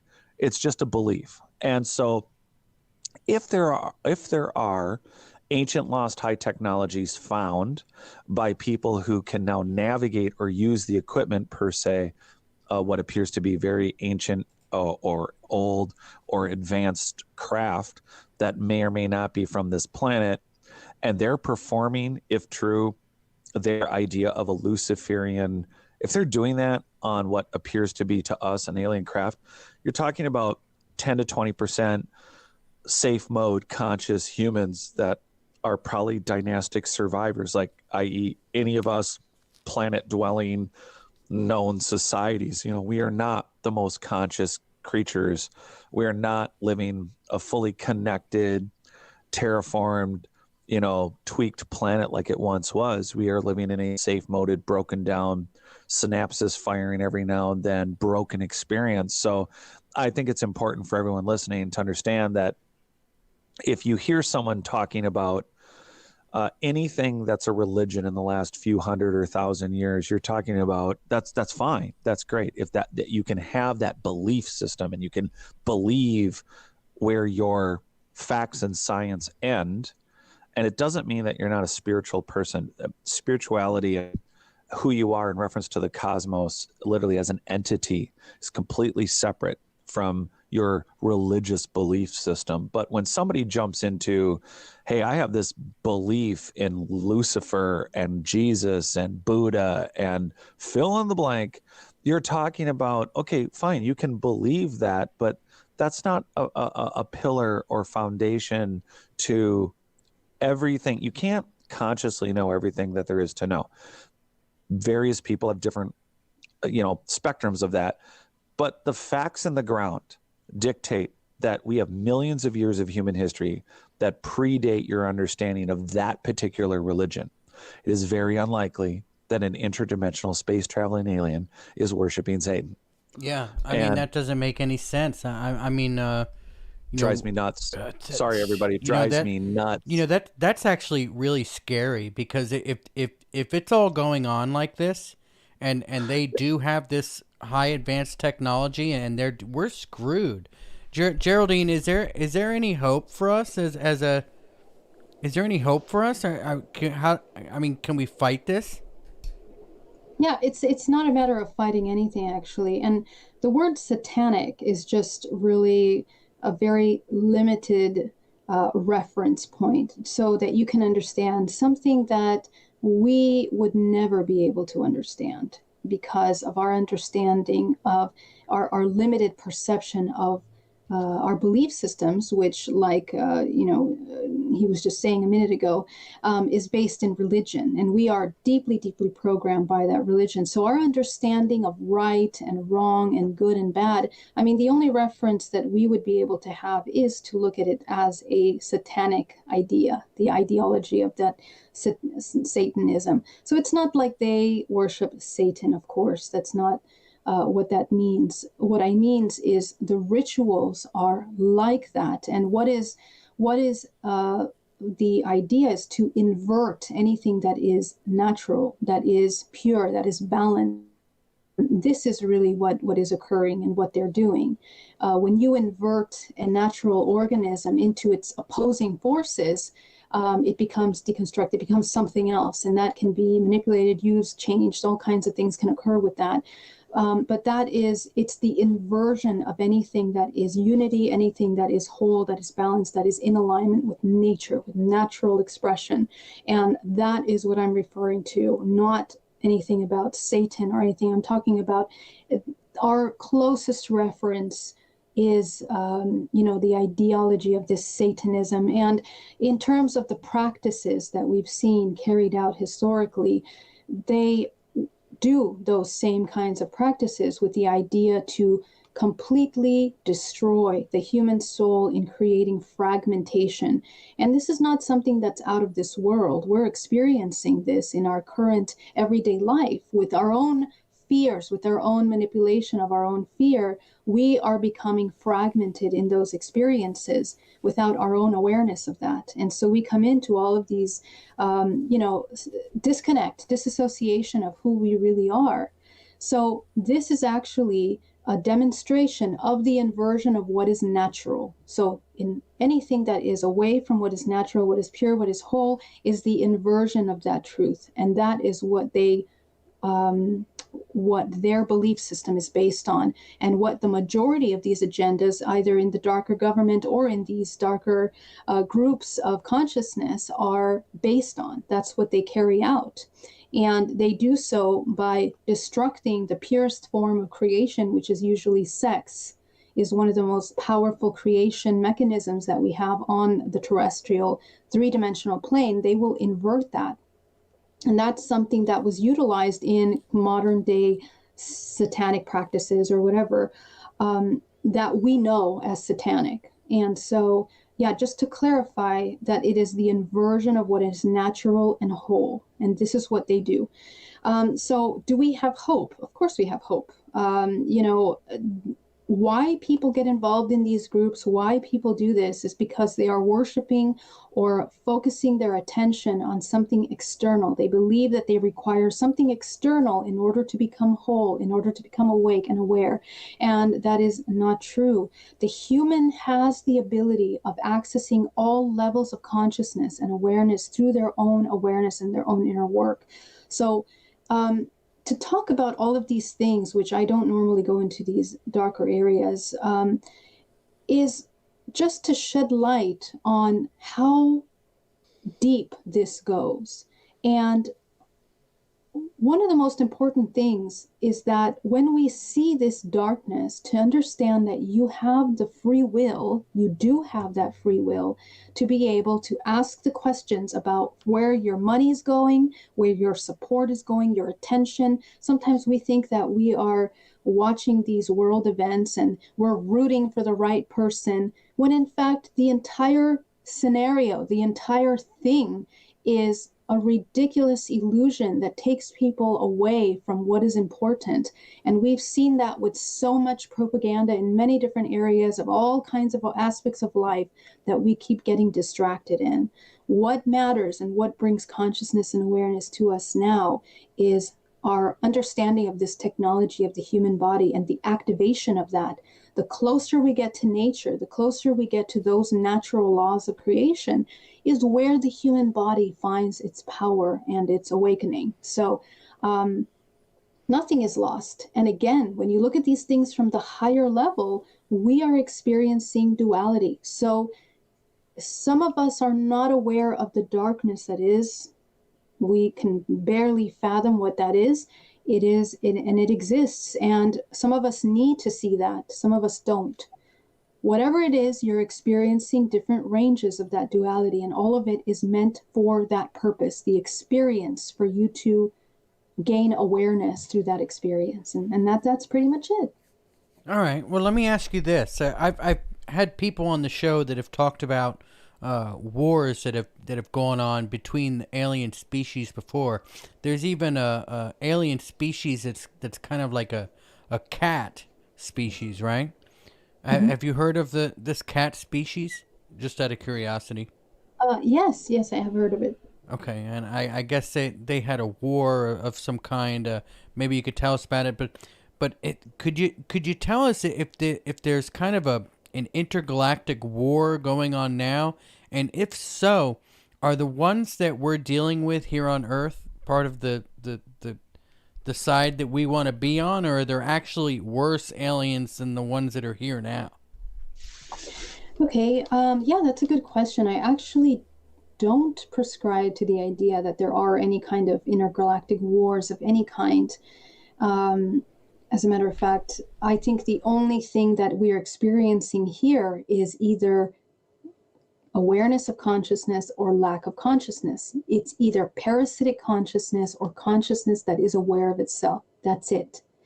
I do not believe these stories that are created about different species that are not able to reproduce and all this stuff. I mean, you got to understand that in this field, I mean, there's a lot of mind control. There's a lot of disinformation that's put out to kind of move people into believing certain things, getting distracted in the details of things instead of what really matters, which what these beings are fragments of our own self. They're a representation of what is within us, whether you like it or not.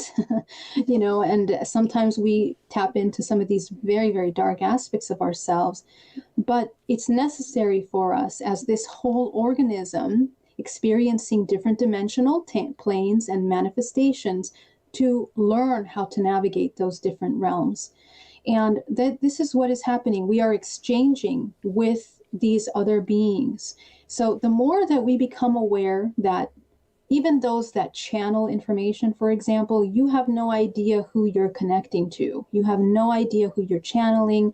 And so unless you're aware and you're really tapping into intuition, which is not just anybody just tapping into their intuition, there are certain ways to prepare the body for intuition. And one of the quickest ways to taint your pure perception of what you're seeing is by injecting it with emotion. Emotions will take you off the ability to see things in its pure form because it will taint that. And so as much as you can come into a state of neutrality with everything, you begin to stop looking at things as black and white. It's not so black and white. There's actually much more to that. So I don't believe in any of these wars. And I think that we are just exchanging and experiencing, on many levels, this lack of awareness or awareness. Do you think that all of the governments in the world are in on this together, and all of the things that we see on the news about how we don't get along with China or we don't get along with Russia is all just kind of fake nonsense put out there to keep us distracted from what they're really doing? Well, it's not that it's necessarily fake. I mean, there's definitely systems that were created, very complex systems of everything: belief, religion, society, financial institutions, and then the larger players. Which, to me, what the government is corporations, basically. Corporations that either benefit or don't benefit by specific choices. And so our contribution to either one of these organizations either aid or fund or don't fund these systems. But I mean, if you really understand and follow the money trails, I mean, you're looking at 147 companies owning, all of these companies here. There are very few main families that are mostly in control of the majority of how these systems run, and they're all incredibly interconnected in ways that we can't fathom sometimes. So when you think of that, I mean, obviously problems are often created or seemingly created in order to sway people in one direction or another, like puppets, without their understanding of what they're supporting. So that's the thing. It's not just a matter of, oh my God, this thing is happening, let's go support them. Some people will even go and riot for it, thinking that they're creating something or doing some difference. And in fact, you're doing nothing. You don't know what you're supporting. You don't know why you're supporting that. You don't know who's in control of what or why this agenda was created. So there's a lot of propaganda that is moving people, swaying their mind from left to right without them taking a moment to really understand how things are connected. I think one of the quickest ways to kind of see that, although very hard to see, is to follow where the money is. Where's the money going?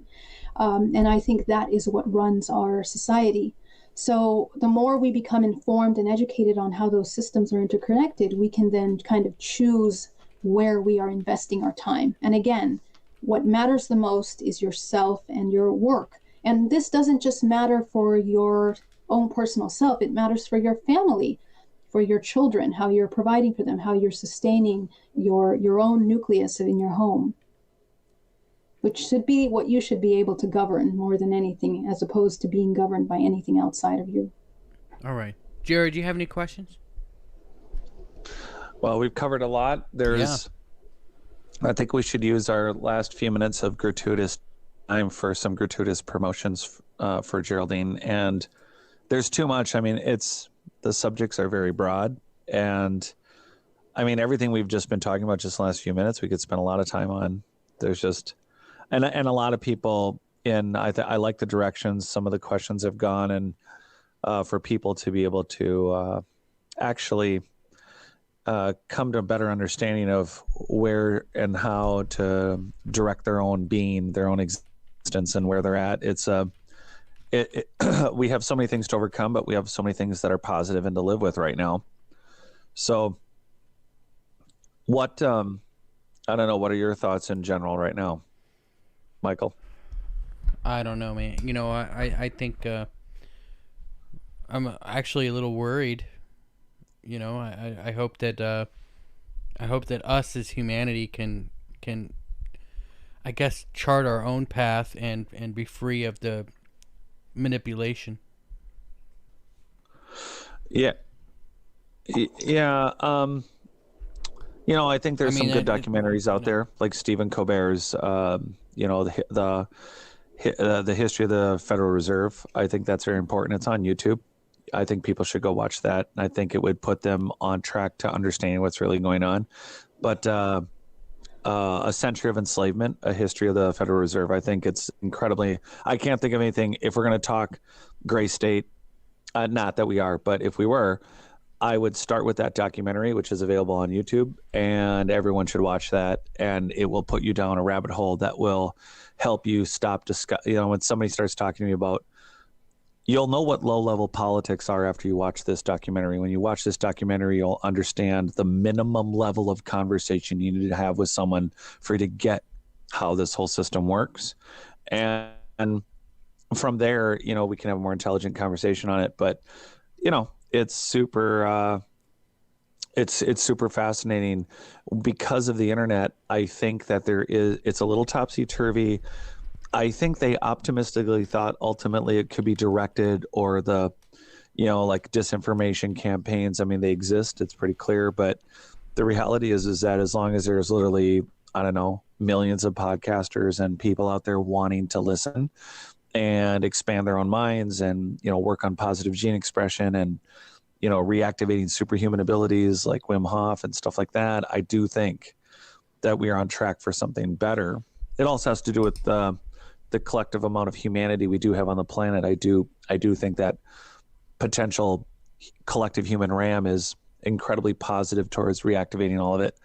But here we are, Chuck Bam, depopulation. Yeah, he hit it right on the nose. Geraldine, do you think that they're doing some kind of depopulation program, trying to? I mean, we have to admit, right? Like all of us here on the show, like wouldn't the Earth be great? You think if we had all this technology that we do today, but maybe there was, say, 75% less people here than there is now. I mean, there would be a better Earth, wouldn't it? I mean, you can't deny that. I mean, so you have to ask, Geraldine, like do you think that maybe that's one of their long goals? Is the Georgia Guidestones say it, right? A depopulation of the human race. You think? Yeah. Yeah, I'm familiar with that, but I personally don't think that the agenda is to depopulate necessarily in that way. On the larger scale. I mean, in my opinion, it's beneficial for them to have this amount of people on the Earth because they keep running the show. You know what I mean? And funding these systems. What I think is potentially occurring is, again, like we were talking about, these civilizations that kind of reach this heightened level of intelligence and advanced technology, not technology like your computer or your phone. I'm talking internal technology, because a lot of people are waking up now. They are waking up. It's a movement that is occurring on the subconscious plane collectively. I think people are becoming more aware of what they can do and how they can activate themselves. So in a sense, we are kind of reaching another version of this pinnacle point of technological advancement, human biological technological advancement. And so when that happens, this other external artificial intelligence has to be injected in order to, work with that. But also, I think what is occurring is that the more that we move humans and disconnect them from their ability to activate their abilities, they become more available to come back into the reincarnation cycle, in other words. And the reincarnation cycle is functioning on unconscious people, unconscious, unaware organisms that are not aware, that have not developed their organism, which is not the physical, it's beyond the physical. It's including the physical, of course, but also the non-physical. So that's an important element to remember, that we can kind of choose where we're going. This kind of work is necessary in dream time, as much as it is when we are leaving the body in death. That awareness translates into those dimensional planes as well when we move into other phases. Do you think it's possible? And I'm sorry, Jared, if you have questions. These I just seem to be so full of questions. Do you think it's possible that the extraterrestrials or these higher beings are actually just walking computers, and that it's really just AI, and maybe instead of telepathy, they're really just using their wireless Wi-Fi, so to speak, to talk to each other, and the problem that we're having with these things is really just an advanced computer. I mean, as I mentioned earlier, our human body is actually the most advanced technology that we are mostly unaware of. And so any kind of technology that we see outside, like the computing system, much like our brain is kind of computing with our physical body, that technology that we're talking about is not technology like a computer or like a phone. It's biological technology. So we might think that their artificial intelligence means something that is robotic and not sentient, but the kind of technology that is available in the universe and that is existent is biotechnology. It's merged technology that is crutching on technology, external technology. But the real technology is consciousness. The consciousness and the awareness of that consciousness brings online this human machine to do things and change things, even our environment, if we so wish. So that's actually the kind of technology that we want to be focused on.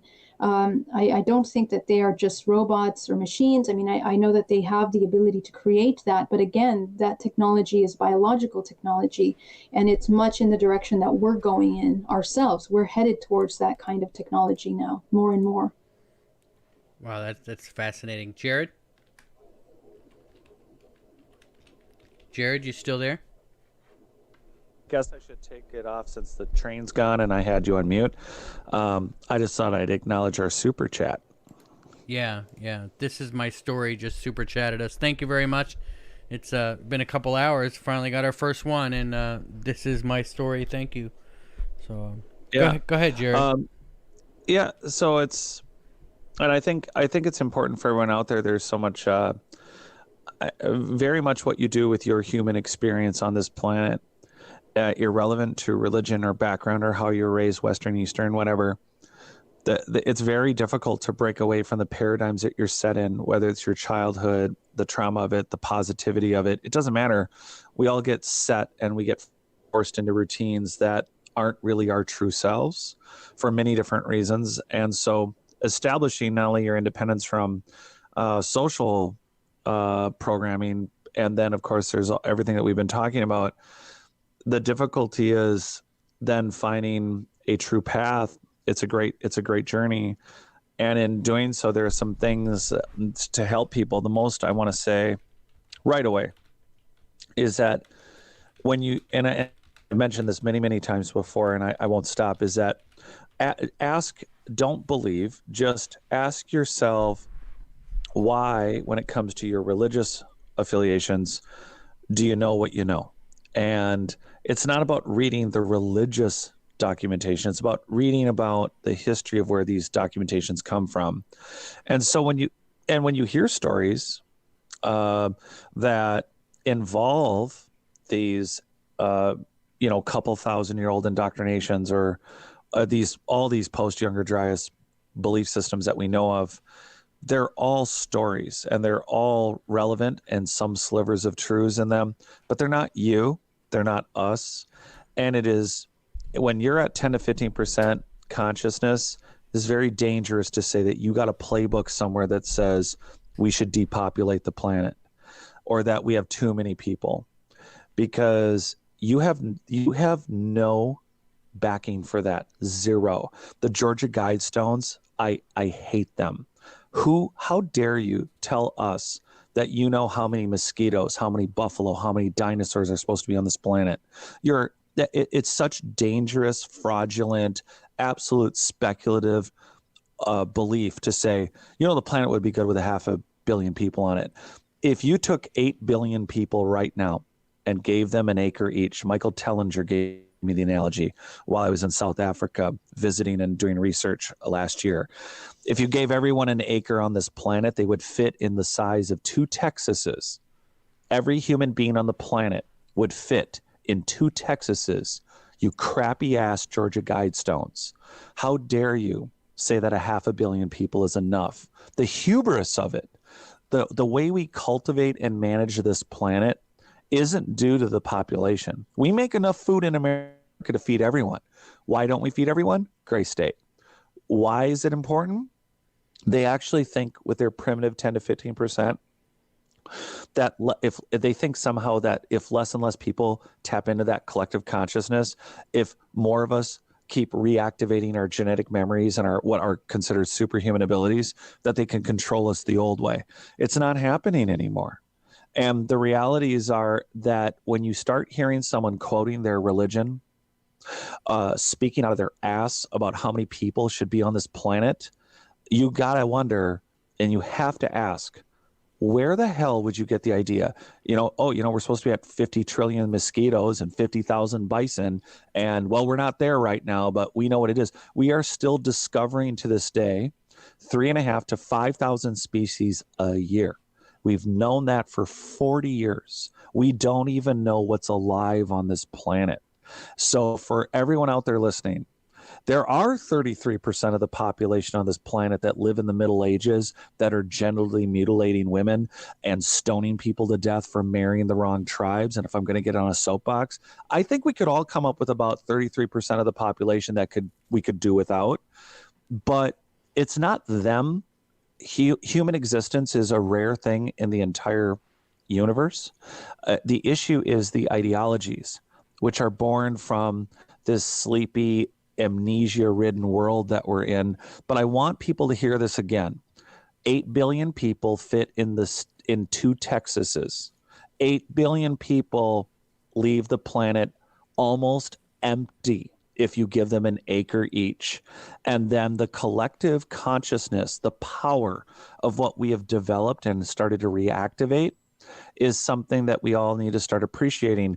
And the people who have been maintaining us in the last few hundred years and their very primitive constructs, they're losing that grip. And whether or not we slip out of it fully, end up in a revolution, move beyond it, become more conscious or become more less primitive and more awake, I think all of us are optimistic about that awakening or disclosure.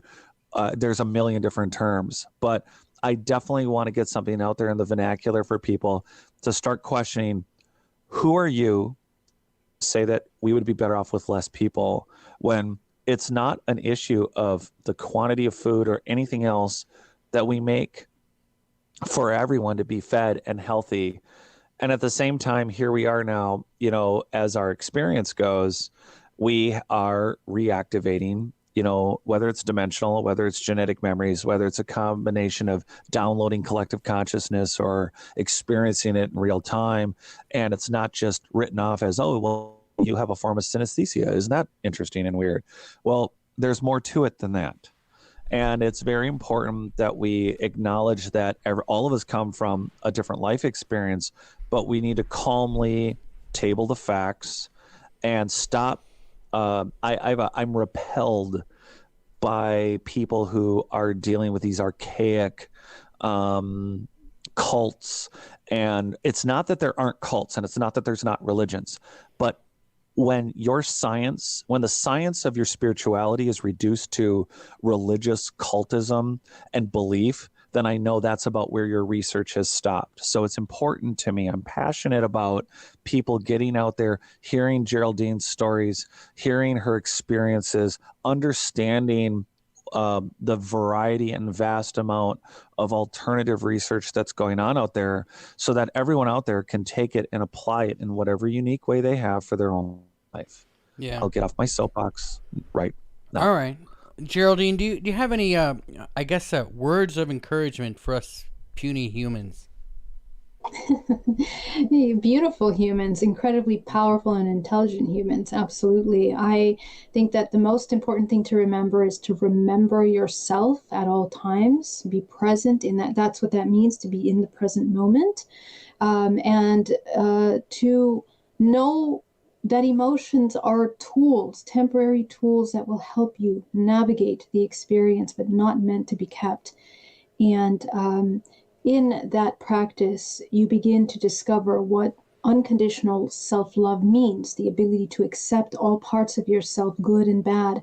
And that acceptance, powerful forgiveness of yourself in the past, forgiveness of others, so that you can clear the past and be able to live fully in the moment, is what charges your moment with the ability to activate parts of yourself that inform your creation.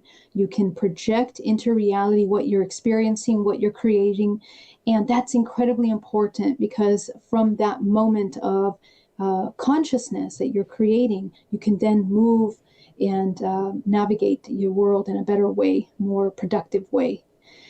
So yeah, that's basically all I want to say. And thank you so much for having me, guys. It's a pleasure. Yeah, and thank you so much for spending an extra hour with us today. It certainly has been fun. I've got one more question, and then I guess we'll get you to tell everybody where they can find you. But I just want to know, the cat people, the cat type aliens, do they purr?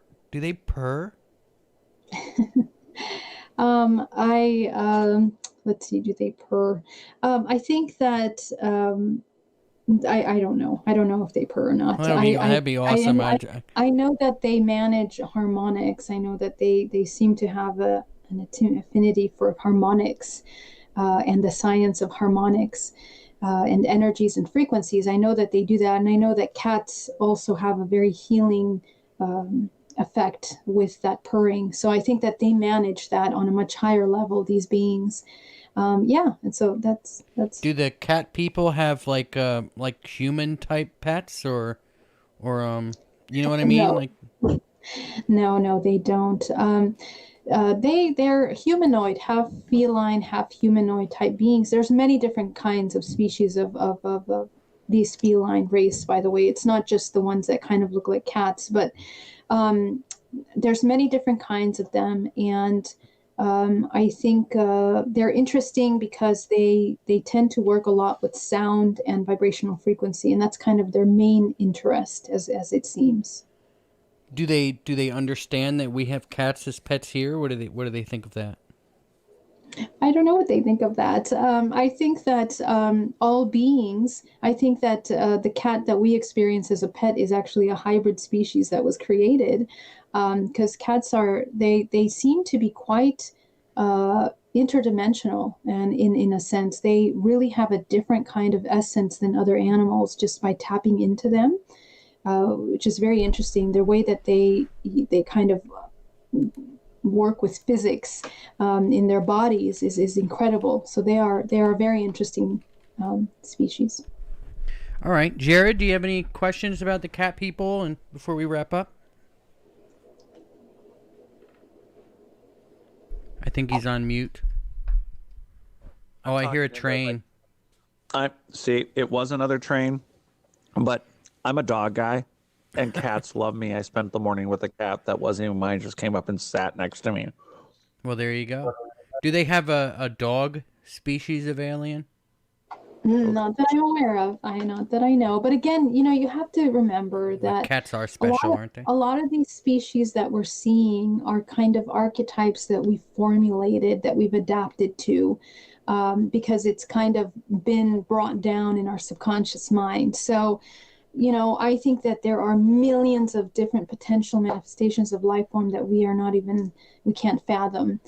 So these cat beings are something that we had adapted at some point. So, yeah. Do they come down to Earth and abduct our tuna?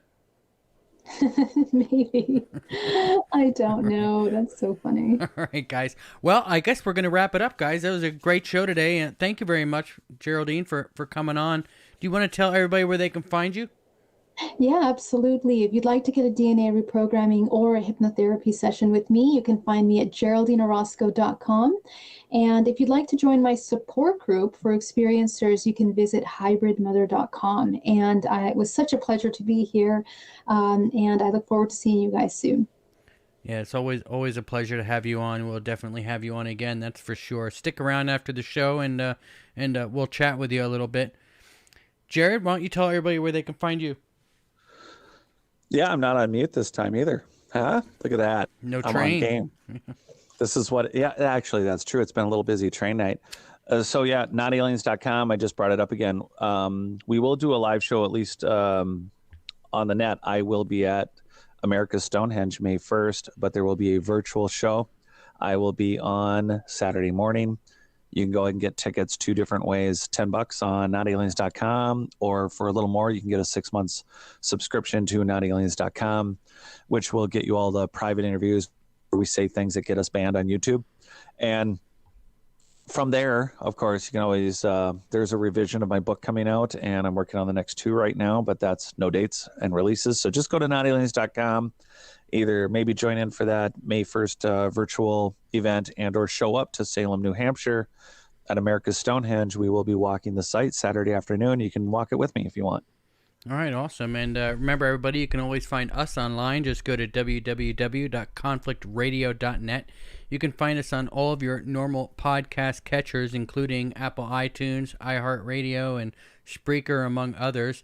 Remember to check out our, T-shirt and hoodies and long sleeve shirts and all kinds of cool conflict gear. I've actually picked up quite a bit of it for myself. I enjoy it pretty much. I wear it around. So if you see somebody at Dave and Buster's playing the coin pusher in a conflict shirt, it's probably me. So definitely come over and say hi.